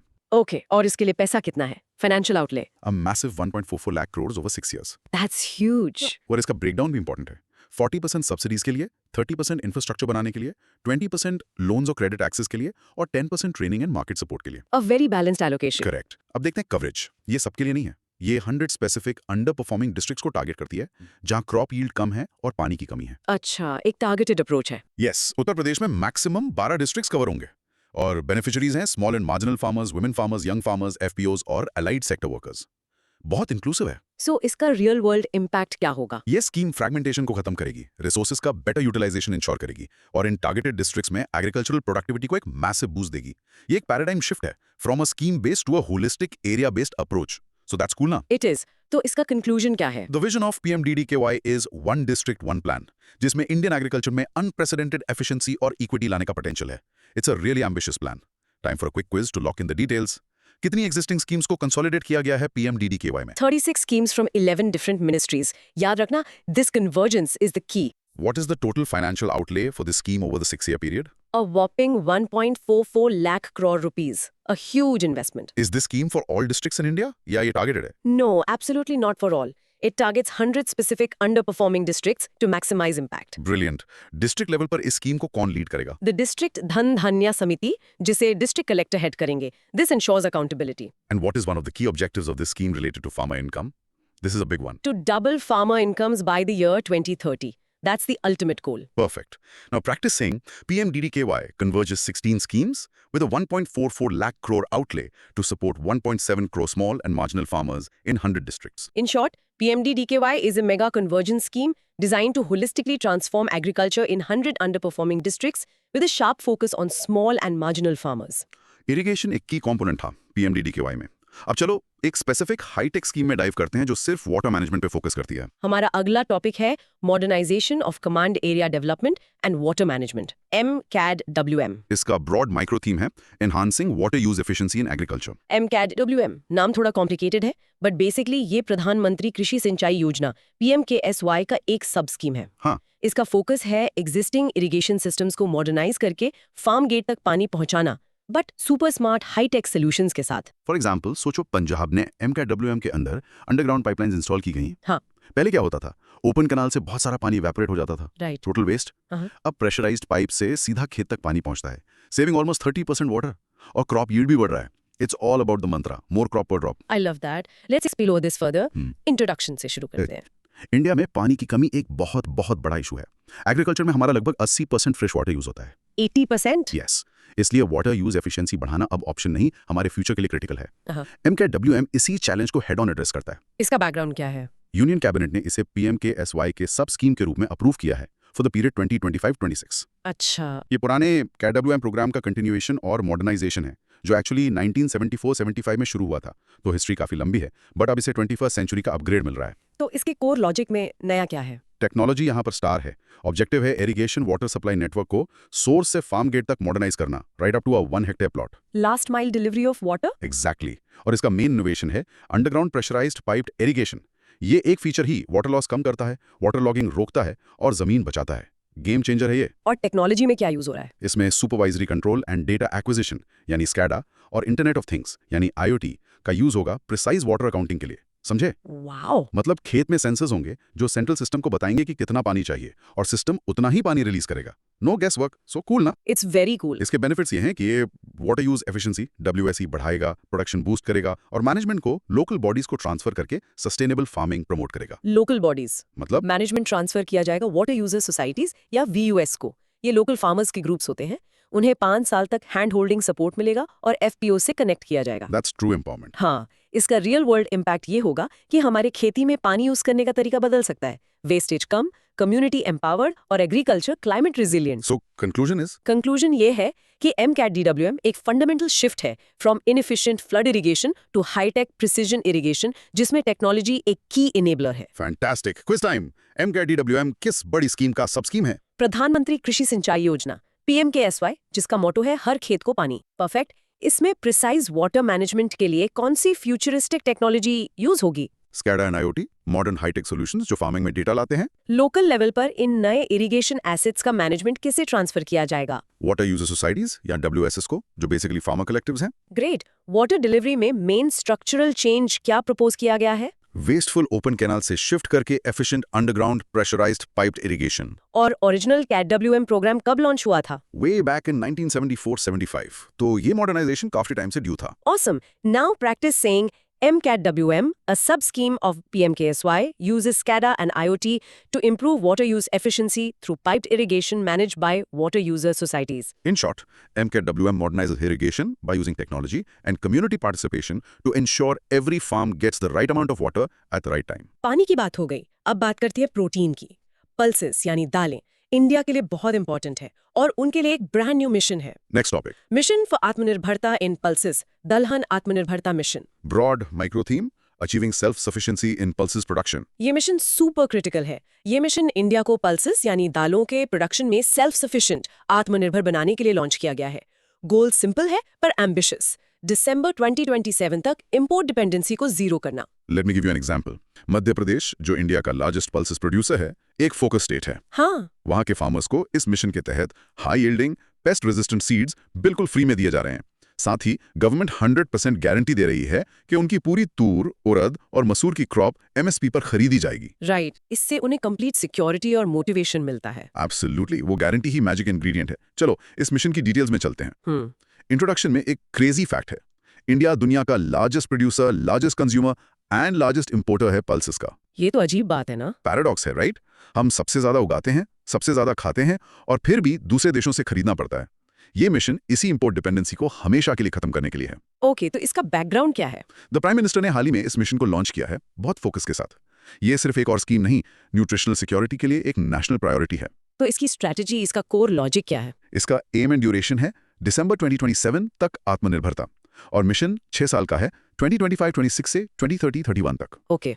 Ministry of agriculture and farmers welfare with a financial outlay of rupees 11,440 crore. शुरू में फोकस 3 मेन इंपोर्टेड पल्सेस पर है: तोर, अरहर, उड़द, ब्लैक ग्राम एंड मसूर, रेड लेंटिल। और स्ट्रैटेजी, इसको अचीव कैसे करेंगे? ये एक मल्टी प्रोंग्ड अटैक है। पहला, seed development. 126 lakh quintals certified high quality seeds produce और डिस्ट्रीब्यूट करना और फ्री सीड किट्स देना। Better seeds, better yield. Exactly. दूसरा, assured procurement. This is the game changer. तोर, उड़द और मसूर का 100% प्रोक्योरमेंट MSP पर 4 साल के लिए। ये काम NAFED और NCCF करेंगे। इससे फार्मा का सारा मार्केट रिस्क खत्म हो जाएगा। बिल्कुल। तीसरा, रोल ऑफ स्टेट्स। स्टेट्स 5 साल के सीड प्रोडक्शन प्लान्स बनाएंगे और क्वालिटी साथी पोर्टल के थ्रू अश्योर की जाएगी। और चौथा, पोस्ट हार्वेस्ट वैल्यू चेन। मतलब? सिर्फ ज्यादा उगाना काफी नहीं है।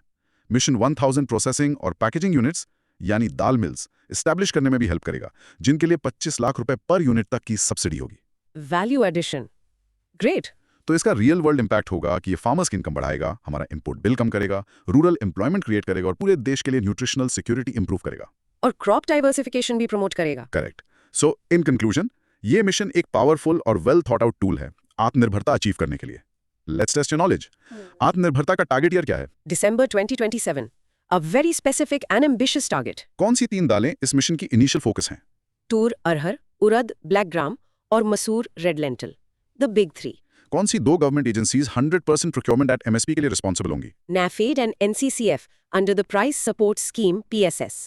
साथी पोर्टल कैसे रिलेटेड है? ये एक सेंट्रलाइज्ड डिजिटल पोर्टल है for seed authentication, traceability and holistic inventory. Basically seeds के क्वालिटी कंट्रोल के लिए एक high tech tool. And the big GK question, India का लार्जेस्ट पल्सेस प्रोड्यूसिंग स्टेट कौन सा है? That's Madhya Pradesh. Remember this fact. Perfect. Now practice saying, the Dalhan Atmanirbharta mission guarantees 100% MSP procurement for Tur, Urad and Masoor to achieve self-sufficiency by December 2027. In short, this mission is India's focused all-out attempt to become self-sufficient in key pulses by boosting production with seed support, guaranteed procurement and value addition infrastructure. दालों के बाद चलो अब बात करते हैं एक ऐसे मसाले की जो हर इंडियन किचन में है, गोल्डन स्पाइस हल्दी। Topic 5, National Turmeric Board. Broad micro theme, promoting the turmeric sector. ये एक बहुत अच्छा डेवलपमेंट है। बेसिकली गवर्नमेंट ने एक dedicated body national turmeric board बनाई है। इसका काम है इंडिया के टर्मरिक सेक्टर के कंप्लीट डेवलपमेंट और ग्रोथ के लिए लीडरशिप, फोकस और सपोर्ट प्रोवाइड करना। इसे इंडियन हल्दी का CEO समझ लो। फॉर एग्जाम्पल, तेलंगाना के निजामाबाद में एक टर्मरिक फार्मर को एक्सपोर्ट मार्केट का कोई आइडिया नहीं था। अच्छा। अब नेशनल टर्मरिक बोर्ड वहां वर्कशॉप्स कंडक्ट कर रहा है। अच्छा। उन्हें international quality standards, organic certification के बारे में बता रहा है और उन्हें डायरेक्टली एक्सपोर्टर्स से कनेक्ट कर रहा है। इससे उसकी इनकम डबल होने का पोटेंशियल है। Love it. लोकल मंडी से ग्लोबल मार्केट तक। Let's dig deeper. Introduction. India turmeric का अनडिस्प्यूटेड किंग है। हम दुनिया के लार्जेस्ट प्रोड्यूसर, लार्जेस्ट कंज्यूमर और लार्जेस्ट एक्सपोर्टर हैं। वाओ। हम ग्लोबल प्रोडक्शन का 70% से ज्यादा और वर्ल्ड ट्रेड का 62% से ज्यादा अकाउंट करते हैं। तो एक डेडिकेटेड बोर्ड जरूरी था इस लीडरशिप को मेंटेन करने के लिए। इसका बैकग्राउंड, इसका हेडक्वार्टर्स कहाँ है? इस नए बोर्ड का हेडक्वार्टर्स निजामाबाद तेलंगाना में इनॉग्रेट हुआ है, जो इंडिया का एक मेजर टर्मरिक ग्रोइंग हब है। ये बहुत स्मार्ट मूव है। राइट। तो इसका कोर लॉजिक क्या है? ये बोर्ड करेगा क्या? इसका एम है डेडिकेटेड लीडरशिप प्रोवाइड करना और स्पाइसेस बोर्ड जैसी दूसरी एजेंसीज के साथ कोऑर्डिनेशन बेहतर करना। ओके। और ये किस मिनिस्ट्री के अंडर है? ये बहुत इंपॉर्टेंट पॉइंट है एग्जाम्स के लिए। ये ministry of commerce and industry के अंडर है, मिनिस्ट्री ऑफ एग्रीकल्चर के नहीं। ओ, क्यों? क्योंकि primary focus trade, value addition और एक्सपोर्ट्स पर है। Got it. और इसके फंक्शंस क्या होंगे? एक्सपोर्ट्स को करंट $200 मिलियन से बढ़ाकर 2030 तक $1 बिलियन तक ले जाना, टर्मरिक के हेल्थ बेनिफिट्स के बारे में ग्लोबल अवेयरनेस क्रिएट करना, R&D के थ्रू यील्ड और क्वालिटी इंप्रूव करना। और टर्मरिक के बारे में कुछ क्विक फैक्ट्स? ये एक राइजोम है, इसे गोल्डन स्पाइस भी कहते हैं। ट्रॉपिकल क्लाइमेट चाहिए और इसके एंटीऑक्सीडेंट और एंटी इन्फ्लेमेटरी हेल्थ बेनिफिट्स तो हम सब जानते हैं। Top producing states? Telangana, Maharashtra, Tamil Nadu and Andhra Pradesh. और कई यूनिक वैरायटीज के पास GI टैग्स भी हैं। जैसे सांगली एंड वाईगांव टर्मरिक महाराष्ट्र से, ईरोड मंजाल तमिलनाडु से और फेमस लकाडोंग टर्मरिक मेघालय से, जिसमें करकुमन कंटेंट बहुत हाई होता है। इसका रियल वर्ल्ड इंपैक्ट तो बहुत पॉजिटिव होगा। बिल्कुल। ये बोर्ड फार्मर्स को बेहतर प्राइसेस दिलाने में हेल्प करेगा, रिसर्च प्रमोट करेगा और इंडियन टर्मरिक को ग्लोबली ब्रांड करने में हेल्प करेगा। सो इन कंक्लूजन, जिसमें इंडिया ऑलरेडी एक ग्लोबल लीडर है। Ready for some quick fire questions.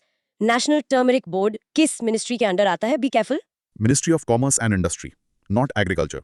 This can be a tricky question in the exam. Perfect. इस बोर्ड का हेडक्वार्टर कहाँ लोकेटेड है? निजामाबाद, तेलंगाना में, the heart of turmeric country. World trade in turmeric में India का share कितना है?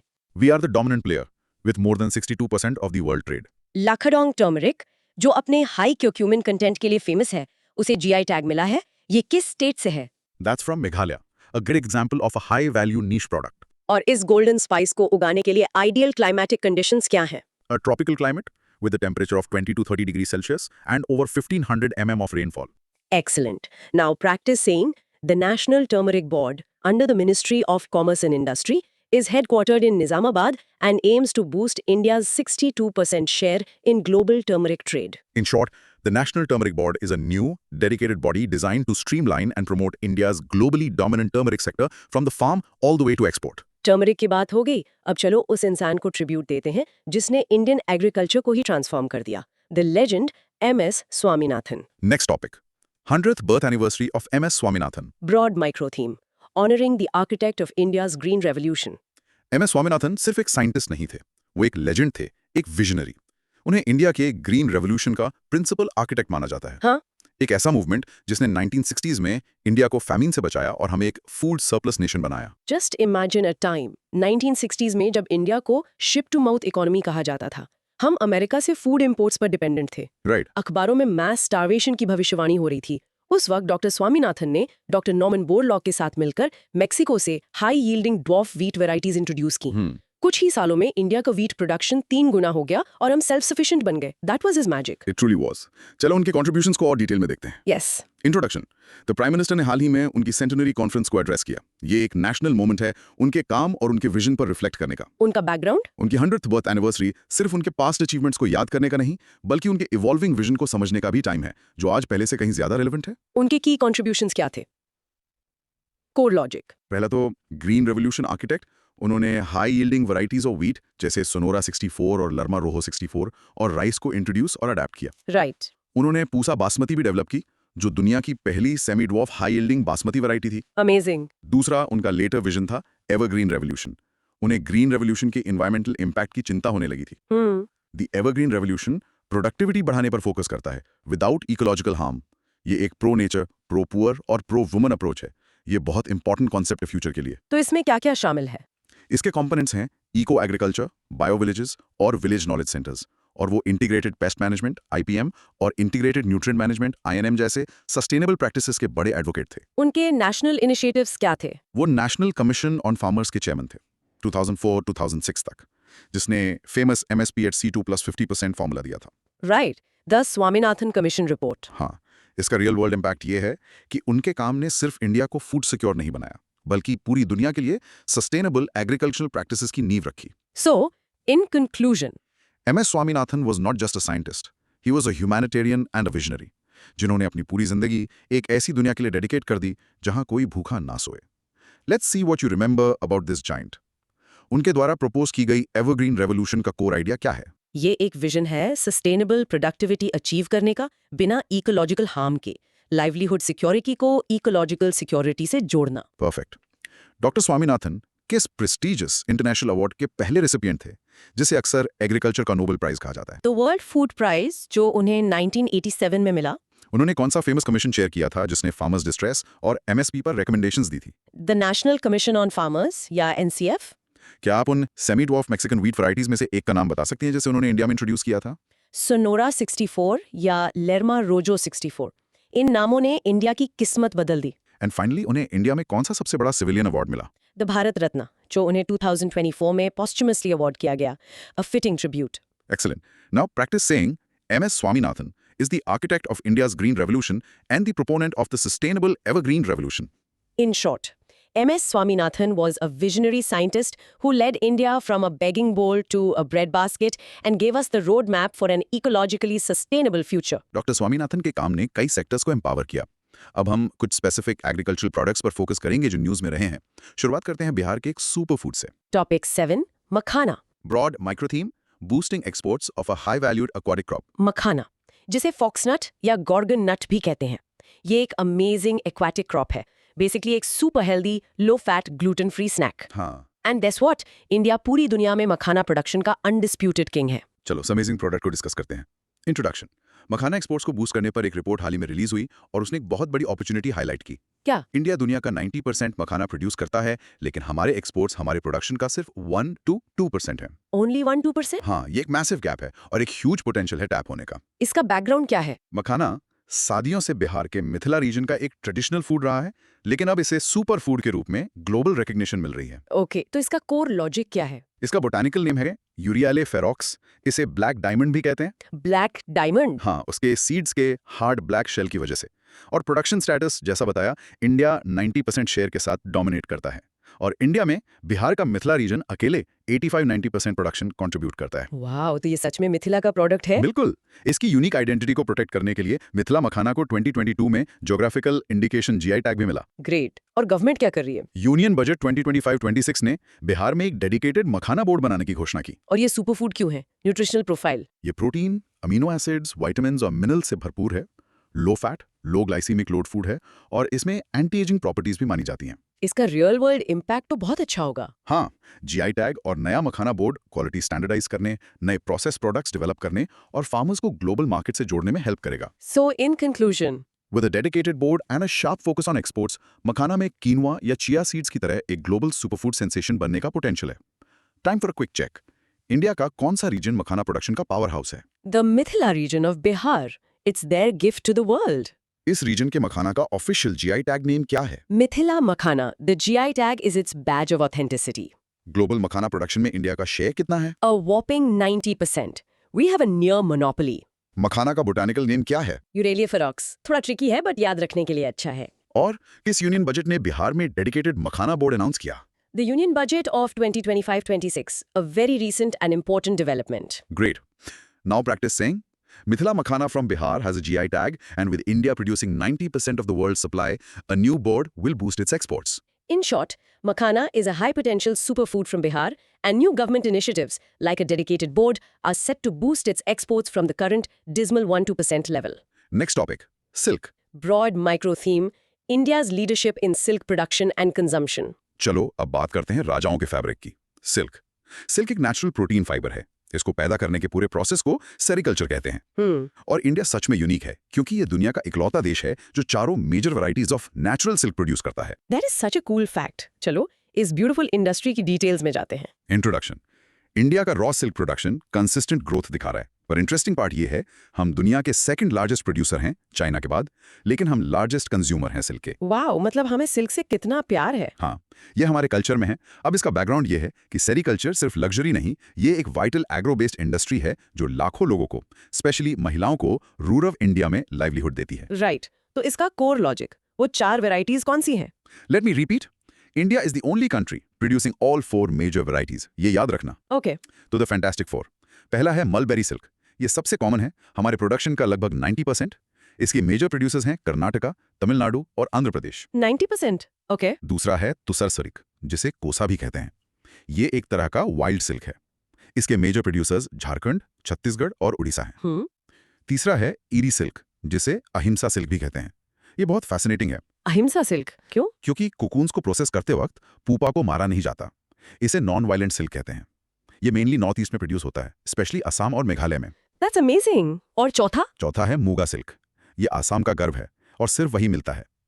ये अपनी नेचुरल शिमरिंग गोल्डन शाइन के लिए फेमस है और दुनिया के सबसे ड्यूरेबल सिल्क्स में से एक है। इसका रियल वर्ल्ड इम्पैक्ट क्या है? हमारी सिल्क की डाइवर्सिटी इंडिया के अलग अलग रीजन्स में लाइवलीहुड्स प्रोवाइड करती है। सेरिकल्चर रूरल इंडिया के फैब्रिक में बुना हुआ है। So in conclusion, sericulture is a vital agro based industry that combines culture, economy and ecology, and India's unparalleled diversity in silk makes it a truly special sector.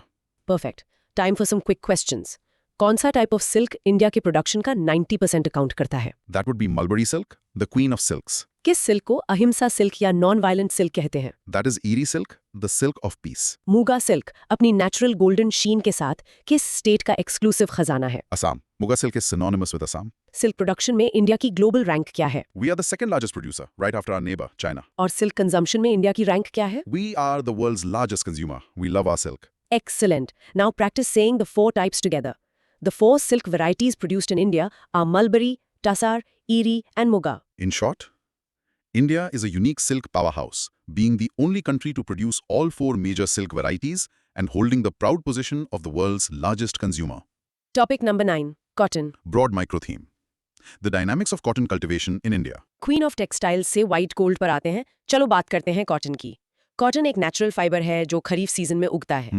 ये India की economy के लिए एक बहुत ही क्रूशियल कैश क्रॉप है और हम दुनिया के सेकंड लार्जेस्ट प्रोड्यूसर हैं। चलो इस इंपॉर्टेंट क्रॉप के डायनामिक्स को डिस्कस करते हैं। इंट्रोडक्शन। गवर्नमेंट ने हाल ही में कॉटन पर इंपोर्ट ड्यूटी एग्जेम्पशन एक्सटेंड की है, जो इस क्रॉप को फोकस में लाता है। राइट। इस डिसीजन से फार्मर्स और टेक्सटाइल इंडस्ट्री दोनों के लिए प्राइसेस पर असर पड़ता है, जो दिखाता है कि सब कुछ कितना इंटरकनेक्टेड है। इसका बैकग्राउंड क्या है? तो कॉटन इंडिया में हजारों सालों से कल्टिवेट किया जा रहा है। ये हमारी मैसिव टेक्सटाइल इंडस्ट्री की रीढ़ की हड्डी है, जो देश के सबसे बड़े एम्प्लॉयर्स में से एक है। कोर लॉजिक, इसके लिए कैसा क्लाइमेट चाहिए? ये एक ट्रॉपिकल और सब ट्रॉपिकल क्रॉप है। इसे हाई टेम्परेचर, हल्की बारिश और सबसे इंपॉर्टेंट लगभग 210 फ्रॉस्ट फ्री डेज और ब्राइट सनशाइन चाहिए। और मिट्टी? ये कई तरह की मिट्टी पर उगता है, लेकिन डेक्कन प्लाटो की ब्लैक क्ले सॉइल्स, जिसे रेगुर सॉइल भी कहते हैं, इसके लिए सबसे फेमस है। प्रोडक्शन में इंडिया कहाँ स्टैंड करता है? हम दुनिया के सेकंड लार्जेस्ट प्रोड्यूसर हैं चाइना के बाद, और सिल्क की तरह यहाँ भी इंडिया का एक यूनिक डिस्टिंक्शन है। क्या है वो? इंडिया दुनिया का इकलौता देश है जो कल्टिवेटेड कॉटन की चारों स्पीशीज उगाता है। Wow, that's amazing biodiversity. Major states कौन से? कॉटन बेल्ट ऑफ इंडिया में महाराष्ट्र, गुजरात, तेलंगाना और कर्नाटका शामिल हैं। सो इन कंक्लूजन, कॉटन इंडिया की टेक्सटाइल इंडस्ट्री का बैकबोन है, लेकिन इसकी खेती क्लाइमेट, पेस्ट्स और मार्केट प्राइस फ्लक्चुएशंस के प्रति बहुत सेंसिटिव है, जो इसे फार्मर्स के लिए एक चैलेंजिंग क्रॉप बना देती है। चलो, a few questions on cotton. Cotton India में किस क्रॉपिंग सीजन में उगाया जाता है? it's a kharif season crop sown with the monsoon. What is India's global rank in cotton production? We are the second largest, just behind China. कौन सी soil type, जिसे regur soil भी कहते हैं, सेंट्रल इंडिया में कॉटन कल्टीवेशन से famously associated है? That would be the black clay soils. They are great at retaining moisture. Cotton plant को ठीक से ग्रो करने के लिए कितने फ्रॉस्ट फ्री डेज की जरूरत होती है? Around 210. Frost can kill the plant, so this is a critical requirement. और इंडिया का यूनिक डिस्टिंक्शन क्या है regarding the species of cotton it cultivates? It's the only country in the world to grow all 4 cultivated species of cotton. Perfect. Now practice saying India is the second largest producer of cotton, a kharif crop also known as white gold, and the only country to grow all 4 cotton species. In short, cotton or white gold is a vital kharif crop for India's economy, with the country being a unique grower of all 4 cotton species, making it a cornerstone of our textile industry. Next topic. Opium cultivation in India. Broad micro theme, a regulated practice. अब कुछ बहुत अलग और highly controlled चीज पर आते हैं। Opium. Opium poppy plant opium gum का सोर्स है। इस गम में कई इंपॉर्टेंट एल्कोलॉइड्स होते हैं। सबसे फेमस हैं मॉर्फिन और कोडीन। मॉर्फिन एक बहुत इफेक्टिव पेन रिलीवर है और कोडीन कॉफ सिरप्स में यूज होता है। बिल्कुल। इंट्रोडक्शन। यूनियन गवर्नमेंट ने हाल ही में annual licensing policy for opium cultivation announce की। Okay. ये एक एनुअल इवेंट है जो डिसाइड करता है कि कौन से फार्मर्स गवर्नमेंट के लिए ओपियम पॉपी कल्टीवेट करने के लिए एलिजिबल हैं। Background. ओपियम के मेडिकल यूज की एक लंबी हिस्ट्री है। चैलेंज हमेशा ये रहा है कि इसके बेनिफिट्स का फायदा उठाया जाए और इसके मिसयूज को रोका जाए। इंडिया का इसके लिए बहुत स्ट्रिक्ट सिस्टम है। तो इसका कोर लॉजिक क्या है? रेगुलेशन कैसे होता है? कल्टीवेशन को narcotic drugs and psychotropic substances NDPS act 1985 के तहत रेगुलेट किया जाता है। कल्टीवेशन सिर्फ मेडिकल और साइंटिफिक यूज के लिए अलाउड है। कहाँ पर? गवर्नमेंट हर साल स्पेसिफिक लाइसेंस ट्रैक्ट्स नोटिफाई करती है जहां कल्टीवेशन परमिटेड है। करंटली ये सिर्फ 3 स्टेट्स में है, मध्य प्रदेश, राजस्थान और उत्तर प्रदेश। और लाइसेंस कौन देता है? Central bureau of narcotics CBN, जो ग्वालियर में बेस्ड है, वो एजेंसी है जो फार्मर्स को लाइसेंसेज इशू करती है। और जो उगाया जाता है उसका क्या होता है? सिस्टम पूरी तरह से क्लोज लूप है। कल्टीवेटर्स को अपना सारा ओपियम गम CBN को बेचना पड़ता है। No private sale is allowed. और इंडिया का ग्लोबल स्टेटस क्या है इसमें? ये एक की फैक्ट है। इंडिया दुनिया का एक लौता देश है जिसे यूनाइटेड नेशंस द्वारा लीगली गम ओपियम प्रोड्यूस करने के लिए ऑथराइज किया गया है। वाओ, सो इन कंक्लूजन, ये एक बहुत ही tightly controlled farm to factory system है जो ओपियम के इमेंस मेडिकल बेनिफिट्स को हार्नेस करने और उसके मिसयूज को रोकने के लिए डिजाइन किया गया है। Let's check our understanding. कौन सा एक्ट इंडिया में ओपियम कल्टीवेशन को रेगुलेट करता है? The Narcotic Drugs and Psychotropic Substances, NDPS Act of 1985. कौन सी गवर्नमेंट बॉडी फार्मर्स को लाइसेंसेस इशू करती हैं? The Central Bureau of Narcotics, or CBN. कौन से 3 स्टेट्स में करंटली लीगल ओपियम कल्टीवेशन के लिए लाइसेंस ट्रैक्ट्स हैं? Madhya Pradesh, Rajasthan and Uttar Pradesh. Only these 3. क्या आप ओपियम से डिराइव होने वाले 2 सबसे इंपॉर्टेंट मेडिसिनल एल्कोलॉइड्स का नाम बता सकती हैं? Morphine the painkiller and codeine used in cough suppressants. और ओपियम प्रोडक्शन के मामले में दुनिया में इंडिया का यूनिक स्टेटस क्या है? It is the only country authorized by the UN to legally produce gum opium. Great. Now practice saying opium cultivation in India is regulated under the NDPS Act, licensed by the CBN in 3 states for medical and scientific use. In short, opium cultivation in India is a highly controlled activity, licensed exclusively for medical purposes, with India holding a unique and trusted global position in its production. Topic 11. Bharati Initiative. Broad micro theme, boosting agri-food startups. अब बात करते हैं agri business के future की, startups और technology की। ये है भारती इनिशिएटिव और भारती का फुल फॉर्म है Bharat hub for agritech resilience advancement and incubation for export enablement. Few नाम लंबा है लेकिन मिशन क्रिस्टल क्लियर है, इंडियन एग्री फूड स्टार्टअप्स को ग्लोबल चैंपियंस बनाना। इंट्रोडक्शन। ये इनिशिएटिव देश के सबसे प्रॉमिसिंग एग्री फूड स्टार्टअप्स को फाइंड, नर्चर और सपोर्ट करने के लिए है, स्पेशली वो जिनके पास अपने प्रोडक्ट्स एक्सपोर्ट करने का पोटेंशियल है। इसका बैकग्राउंड क्या है? इंडिया का स्टार्टअप इकोसिस्टम बूम कर रहा है और एग्रीटेक एक बहुत हॉट सेक्टर है, लेकिन कई स्टार्टअप्स स्केल अप करने और इंटरनेशनल ट्रेड की कॉम्प्लेक्स दुनिया में नेविगेट करने में स्ट्रगल करते हैं। भारती इसी प्रॉब्लम को सॉल्व करने के लिए डिजाइन किया गया है। इसका कोर लॉजिक क्या है? की ऑब्जेक्टिव्स बहुत क्लियर और एम्बिशियस हैं। इसका एम है 100 एग्री फूड स्टार्टअप्स को सपोर्ट करना और उन्हें 2030 तक $50 बिलियन का कलेक्टिव एक्सपोर्ट टारगेट अचीव करने में हेल्प करना। $50 बिलियन? यस, सिलेक्टेड स्टार्टअप्स एक इंटेंसिव 3-month एक्सेलरेशन प्रोग्राम से गुजरेंगे, एक तरह का बूट कैंप। टेक्नोलॉजी फोकस क्या है? ये AI based quality control, blockchain enabled traceability और IoT एनेबल्ड कोल्ड चेन्स जैसी एडवांस टेक्नोलॉजीज पर काम करने वाले स्टार्टअप्स को अट्रैक्ट करना चाहता है। So in conclusion, Bharti essentially एक इकोसिस्टम बिल्डर है। ये सिर्फ पैसा नहीं दे रहा, ये इंडियन एग्री स्टार्टअप्स को ग्लोबल जाने के लिए नॉलेज, मेंटरशिप और कनेक्शंस प्रोवाइड कर रहा है। Let's see how much you absorbed.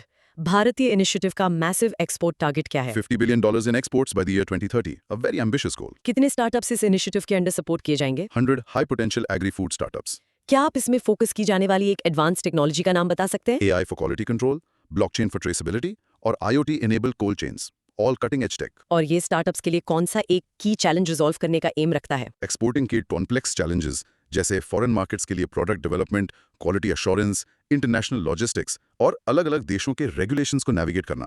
Perfect. Now practice saying the Bharati initiative is an accelerator program that aims to support 100 agri-food startups to achieve $50 billion in exports by 2030. In short, Bharati is a strategic incubator and accelerator designed to propel Indian agri-tech startups from the local stage right onto the global stage. Next topic, modernizing warehousing and PDS. Broad micro theme, digital transformation of food supply chain. अब चलो centre द्वारा launch किए गए कुछ major digital initiatives पर बात करते हैं। ये हमारे वेयरहाउसिंग सिस्टम को मॉडर्नाइज करने और पब्लिक डिस्ट्रीब्यूशन सिस्टम या PDS में ट्रांसपेरेंसी लाने के लिए डिजाइन किए गए हैं। ओके, ये एफिशिएंसी और करप्शन कम करने के लिए बहुत इंपॉर्टेंट है। चलो इनको एक एक करके देखते हैं। पहला है भंडारण 360। इसको सेंट्रल वेयरहाउसिंग कॉर्पोरेशन WCC ने इंट्रोड्यूस किया है। ये cloud based enterprise resource planning ERP platform है। इसका फायदा? ये HR, फाइनेंस, वेयरहाउस मैनेजमेंट सभी फंक्शंस को इंटीग्रेट करता है। इससे WCC के सैकड़ों वेयरहाउसेज में रियल टाइम मॉनिटरिंग और स्टैंडर्डाइजेशन हो जाता है। सो दैट्स कूल ना? Very cool. नेक्स्ट है स्मार्ट EXM वेयरहाउस सिस्टम। ये क्या है? ये भी एक WCC इनिशिएटिव है, स्पेसिफिकली उन वेयरहाउसेज के लिए जो इंपोर्ट एक्सपोर्ट कार्गो हैंडल करते हैं। इसमें क्या टेक्नोलॉजी यूज होती है? इसमें AI, IoT सेंसर्स, फास्टैग और ऑप्टिकल कैरेक्टर रिकग्निशन OCR जैसी मॉडर्न टेक्नोलॉजीज यूज होती हैं। Gate management, weighing, cargo tracking जैसे की प्रोसेसेस ऑटोमेट हो जाते हैं। Awesome. Then there's a big one from FCI called Anna Darpan. इसको food corporation of India FCI ने इंट्रोड्यूस किया। ये उनके पुराने डिपो ऑनलाइन सिस्टम को रिप्लेस करता है। इसका फंक्शन? ये एक इंटीग्रेटेड सिस्टम है जो फूड ग्रेन्स की पूरी लाइफ साइकिल कवर करता है, प्रोक्योरमेंट से लेकर स्टोरेज, मूवमेंट, सेल्स और कॉन्ट्रैक्ट मैनेजमेंट तक। ओके, और आखिरी है लोगों के लिए एक प्लेटफॉर्म, द आशा प्लेटफॉर्म। आशा? हाँ, आशा का मतलब है अन्न सहायता होलिस्टिक AI सोल्यूशन। ये बहुत इनोवेटिव है। कैसे? ये एक AI बेस्ड प्लेटफॉर्म है जो PDS बेनिफिशियरीज को राशन डिस्ट्रीब्यूशन पर अपना फीडबैक शेयर करने की अनुमति देता है, उनकी अपनी भाषा में AI इनेबल्ड कॉल्स के through. Wow, that's really accessible. So in conclusion, Together, these 4 initiatives, Bhandaran 360, Smart XIM, Anna Dampan और आशा, हमारे पूरे फूड सप्लाई चेन को वेयरहाउस से राशन शॉप तक मोर एफिशिएंट, ट्रांसपेरेंट और अकाउंटेबल बनाने के लिए एक मैसिव डिजिटल पुश रिप्रेजेंट करते हैं। great overview. Let's do a quick check. भंडारण 360 और स्मार्ट एक्साइम वेयरहाउस सिस्टम किस ऑर्गेनाइजेशन ने इंट्रोड्यूस किया? द सेंट्रल वेयरहाउसिंग कॉर्पोरेशन और CWC। और FCI द्वारा इंट्रोड्यूस किया गया कौन सा नया इंटीग्रेटेड प्लेटफॉर्म पुराने डिपो ऑनलाइन सिस्टम को रिप्लेस करता है? दैट इज अन्ना दर्पण। आशा प्लेटफॉर्म सिटीजन से फीडबैक कलेक्ट करने के लिए कौन सी की टेक्नोलॉजी यूज करता है? इट यूजेस आर्टिफिशियल इंटेलिजेंस और AI to make calls and understand responses in different languages. Fantastic. Now practice saying Bhandaran 360, Anna Darpan and Asha are new digital platforms designed to modernize India's food storage and public distribution supply chain. In short, a powerful suite of new digital tools is modernizing everything from high-tech warehouse management to AI-driven citizen feedback for the PDS, all aimed at enhancing efficiency and transparency. Next topic. International Potato Center's new home in India. Broad micro theme, boosting R&D in tuber crops. चलो आलू पे बात करते हैं। Union cabinet ने आगरा उत्तर प्रदेश में international potato centre के south Asia regional centre की स्थापना को मंजूरी दी है। ये इंडिया में एग्रीकल्चरल रिसर्च के लिए एक बहुत बड़ी बात है। ये बहुत सिग्निफिकेंट है। एक ग्लोबल रिसर्च इंस्टीट्यूशन का यहाँ एक मेजर रीजनल सेंटर सेटअप करना इंडिया की एग्रीकल्चरल R&D कैपेबिलिटीज के लिए एक स्टैंप ऑफ अप्रूवल है। तो इसके बारे में बताएं। इंट्रोडक्शन। इंटरनेशनल पोटैटो सेंटर या CIP एक major global research for development institution है। बैकग्राउंड। CIP इंडिया में कई सालों से काम कर रहा है, लेकिन एक formal state of the art regional centre होने से कोलैबोरेशन और गहरा होगा। और लॉजिक, ये कब शुरू हुआ था? CIP 1971 में फाउंड हुआ था और इसका हेडक्वार्टर्स लीमा, पेरू में है, जो आलू का जन्मस्थान है। ओके। इसका मैंडेट पोटैटो, स्वीट पोटैटो और दूसरे एंडियन रूट्स एंड ट्यूबर्स पर काम करना है। इसकी रिसर्च प्रेजेंस 20 से ज्यादा देशों में है। इसका रियल वर्ल्ड इम्पैक्ट क्या होगा इंडिया में? आगरा में ये रीजनल सेंटर होने से कटिंग एज रिसर्च, टेक्नोलॉजी और जेनेटिक रिसोर्सेज हमारे पास आएंगे। इससे हमारे फार्मर्स, रिसर्चर्स और कंज्यूमर्स को सीधा फायदा होगा। सो इन कंक्लूजन, ये एक स्ट्रेटेजिक मूव है जो इंडिया को साउथ एशिया के लिए पोटैटो और ट्यूबर क्रॉप रिसर्च के सेंटर में रखेगा। Let's lock this in. नया CIP south Asia regional centre India में कहाँ एस्टैब्लिश हो रहा है? इन आगरा, उत्तर प्रदेश। CIP ओरिजिनली कब फाउंड हुआ था? It was founded in 1971। Potatoes के अलावा CIP और कौन से इंपॉर्टेंट क्रॉप्स पर फोकस करता है? Sweet potato and other Andean roots and tubers. Perfect. Now practice saying the International Potato Center or CIP will establish its new South Asia Regional Center in Agra, India. In short, India will now host a key regional research hub for the prestigious International Potato Center, which will significantly boost R&D for potato and other tuber crops in the entire region. Topic 14. Kisan Credit Card. Broad micro. Credit for farmers. चलो अब एक बहुत important scheme पर आते हैं, farmer finance के लिए, the किसान क्रेडिट कार्ड या KCC। Yes, KCC. ये इंडिया के सबसे सक्सेसफुल और wide spread financial inclusion schemes में से एक है। इसके बारे में थोड़ा बताएं। इंट्रोडक्शन। KCC स्कीम का एम है फार्मर्स को उनकी एग्रीकल्चरल जरूरतों के लिए एडिक्वेट और टाइमली क्रेडिट प्रोवाइड करना। बैकग्राउंड। KCC स्कीम 1998 में RV गुप्ता कमेटी की रिकमेंडेशंस पर इंट्रोड्यूस की गई थी और 2019 में इसका स्कोप एनिमल हस्बेंड्री, डेयरिंग और फिशरीज फार्मर्स को इंक्लूड करने के लिए एक्सपैंड किया गया। इसका कोर लॉजिक क्या है?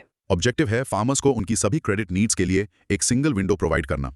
कौन एलिजिबल है? Owner cultivators, tenant farmers, share croppers और सेल्फ हेल्प ग्रुप्स SHGs भी एलिजिबल हैं। और इससे क्या क्या सपोर्ट मिलता है? Short term credit for cultivation, post harvest activities, marketing loans और यहाँ तक कि फार्म एसेट्स के मेंटेनेंस के लिए वर्किंग कैपिटल भी। इसे कौन से बैंक्स इशू करते हैं? लगभग सभी बैंक्स, पब्लिक, प्राइवेट, RRBs और cooperative banks. So in conclusion, KCC एक फाउंडेशनल स्कीम है जो पूरी फार्मिंग कम्युनिटी को एक्सेसिबल, अफोर्डेबल और टाइमली क्रेडिट प्रोवाइड करती है। A few quick questions. KCC scheme originally कब इंट्रोड्यूस हुई थी? इन 1998। It has a long and successful history. और इसका स्कोप अलाइड सेक्टर्स जैसे फिशरीज और एनिमल हस्बेंड्री को इंक्लूड करने के लिए कब एक्सपैंड किया गया? That was a major update in 2019। एक फार्मर को KCC कौन इशू कर सकता है? A wide range of banks, including all public sector banks, private banks, RRBs, and cooperative banks. KCC scheme को सपोर्ट करने वाले नए डिजिटल प्लेटफॉर्म का नाम क्या है? The Kisan Rin Portal or KRP. किसान क्रेडिट कार्ड का टिपिकल वैलिडिटी पीरियड क्या होता है? It's valid for 5 years with periodic reviews to update the credit limit. Great job. Now practice saying the Kisan Credit Card Scheme, introduced in 1998 and expanded in 2019, provides credit for agriculture and allied activities through all major banks. In short, KCC is a long-standing and absolutely crucial financial inclusion scheme that ensures farmers have access to the formal credit they need for a wide variety of agricultural and allied activities. And our final topic, looking ahead. International recognitions. Broad micro theme, global focus on agriculture and development. Finally चलो zoom out करते हैं और बड़ा picture देखते हैं। देखते हैं कि ग्लोबल कम्युनिटी यूनाइटेड नेशंस के थ्रू एग्रीकल्चर और डेवलपमेंट के वेरियस एस्पेक्ट्स पर कैसे फोकस कर रही है। ये इंटरनेशनल अटेंशन, पॉलिसी और फंडिंग को स्पेसिफिक इश्यूज पर फोकस करने का एक बहुत अच्छा तरीका है। UN और उसकी एजेंसीज जैसे FAO द्वारा ये डेजिग्नेशंस एक पावरफुल एडवोकेसी टूल के रूप में काम करते हैं। बैकग्राउंड। इंडिया ने अक्सर इन डेजिग्नेशंस में की रोल प्ले किया है, जैसे हमारे प्रपोजल से 2023 का international year of millets successful रहा। तो कैलेंडर में आगे क्या है? Core logic. ईयर 2026 के लिए UN और FAO ने इसे international year of the woman farmer designate किया है। This is huge. Yes, 2026 international year of rangelands and pastoralist भी होगा। और UN ने 2026 को international year of volunteers for sustainable development भी नाम दिया है। और डेकेड्स। UN ने 2026-2035 को decade of sustainable transport declare किया है और हम अभी दो बहुत इंपॉर्टेंट डेकेड्स के बीच में हैं। UN decade on ecosystem restoration 2021-2030 और decade of ocean science for sustainable development 2021-2030। In conclusion, ये इंटरनेशनल ईयर्स और डेकेड्स ग्लोबल एफर्ट्स को की इश्यूज पर फोकस करने के लिए पावरफुल टूल्स हैं और 2026 वुमेन फार्मर्स की क्रूशियल रोल को हाईलाइट करने के लिए एक लैंडमार्क ईयर होने वाला है। Let's do a final check. 2026 के इंटरनेशनल ईयर का बहुत इंपॉर्टेंट थीम क्या है जो फार्मर्स को डेडिकेटेड है? It's the international year of the woman farmer, a much needed recognition. और कौन से दो इंपॉर्टेंट यूएन डेकेड्स अभी चल रहे हैं 2021 से 2030 तक? The UN Decade on Ecosystem Restoration and the UN Decade of Ocean Science for Sustainable Development. Both are critical for our planet's health. Fantastic. Now, practice saying 2026 will be celebrated as the International Year of the Woman Farmer, and we are currently in the UN Decade on Ecosystem Restoration. I really did. चलो एक lightning fast recap करते हैं। हाँ, हमने PMSY से शुरू किया और देखा कि इंडिया का फिशरीज सेक्टर कैसे मॉडर्नाइज हो रहा है। फिर हमने मेगा स्कीम PMDKY को समझा जो 36 स्कीम्स को कन्वर्ज करके होलिस्टिक सपोर्ट दे रही है। MCAT-WM ने हमें मो क्रॉप पर ड्रॉप का हाईटेक तरीका सिखाया। द दलहन मिशन ने पल्सेस में सेल्फ सफिशिएंसी का क्लियर रोड मैप दिखाया। हमने नए नेशनल टर्मरिक बोर्ड की इंपॉर्टेंस और महान MS स्वामीनाथन की विजन को भी समझा। एक्वाकल्चर प्रोडक्टिविटी का नया अचीव्ड टारगेट क्या है? 2. PMDDKY स्कीम कितने अंडर परफॉर्मिंग डिस्ट्रिक्ट्स को टारगेट करती है? 3. एवरग्रीन रेवोल्यूशन का कोर आइडिया क्या है? 4. मिथिला मखाना किस स्टेट से एसोसिएटेड है? 5. अहिंसा सिल्क का दूसरा नाम क्या है? 6. Kisan credit card scheme originally कब इंट्रोड्यूस हुई थी? And here's a small challenge. आज डिस्कस की गई कोई भी एक स्कीम चुनो, PMDDKY, MCAT-MW या दलहन मिशन, और उसके 3 मेन फीचर्स को 60 सेकंड्स के अंदर किसी दोस्त या फैमिली मेंबर को समझाने की कोशिश करो। देखो कि आप उन्हें इसकी इंपॉर्टेंस समझा पाते हो या नहीं। इससे आपकी लर्निंग सॉलिड हो जाएगी। Knowledge is a journey, not a destination. आज आपने इंडियन एग्रीकल्चर की कॉम्प्लेक्स और फैसिनेटिंग दुनिया में एक बहुत बड़ा कदम उठाया है। Exactly. We hope you feel more informed, more confident and more empowered. हमारे साथ अगली गहरी पड़ताल के लिए जुड़े रहें। सब्सक्राइब करना मत भूलना, इसे एक फेलो लर्नर के साथ शेयर करना और नीचे कमेंट करके बताना कि आपको आज सबसे इंटरेस्टिंग क्या लगा। Until next time, keep learning, keep सोचो इंडिया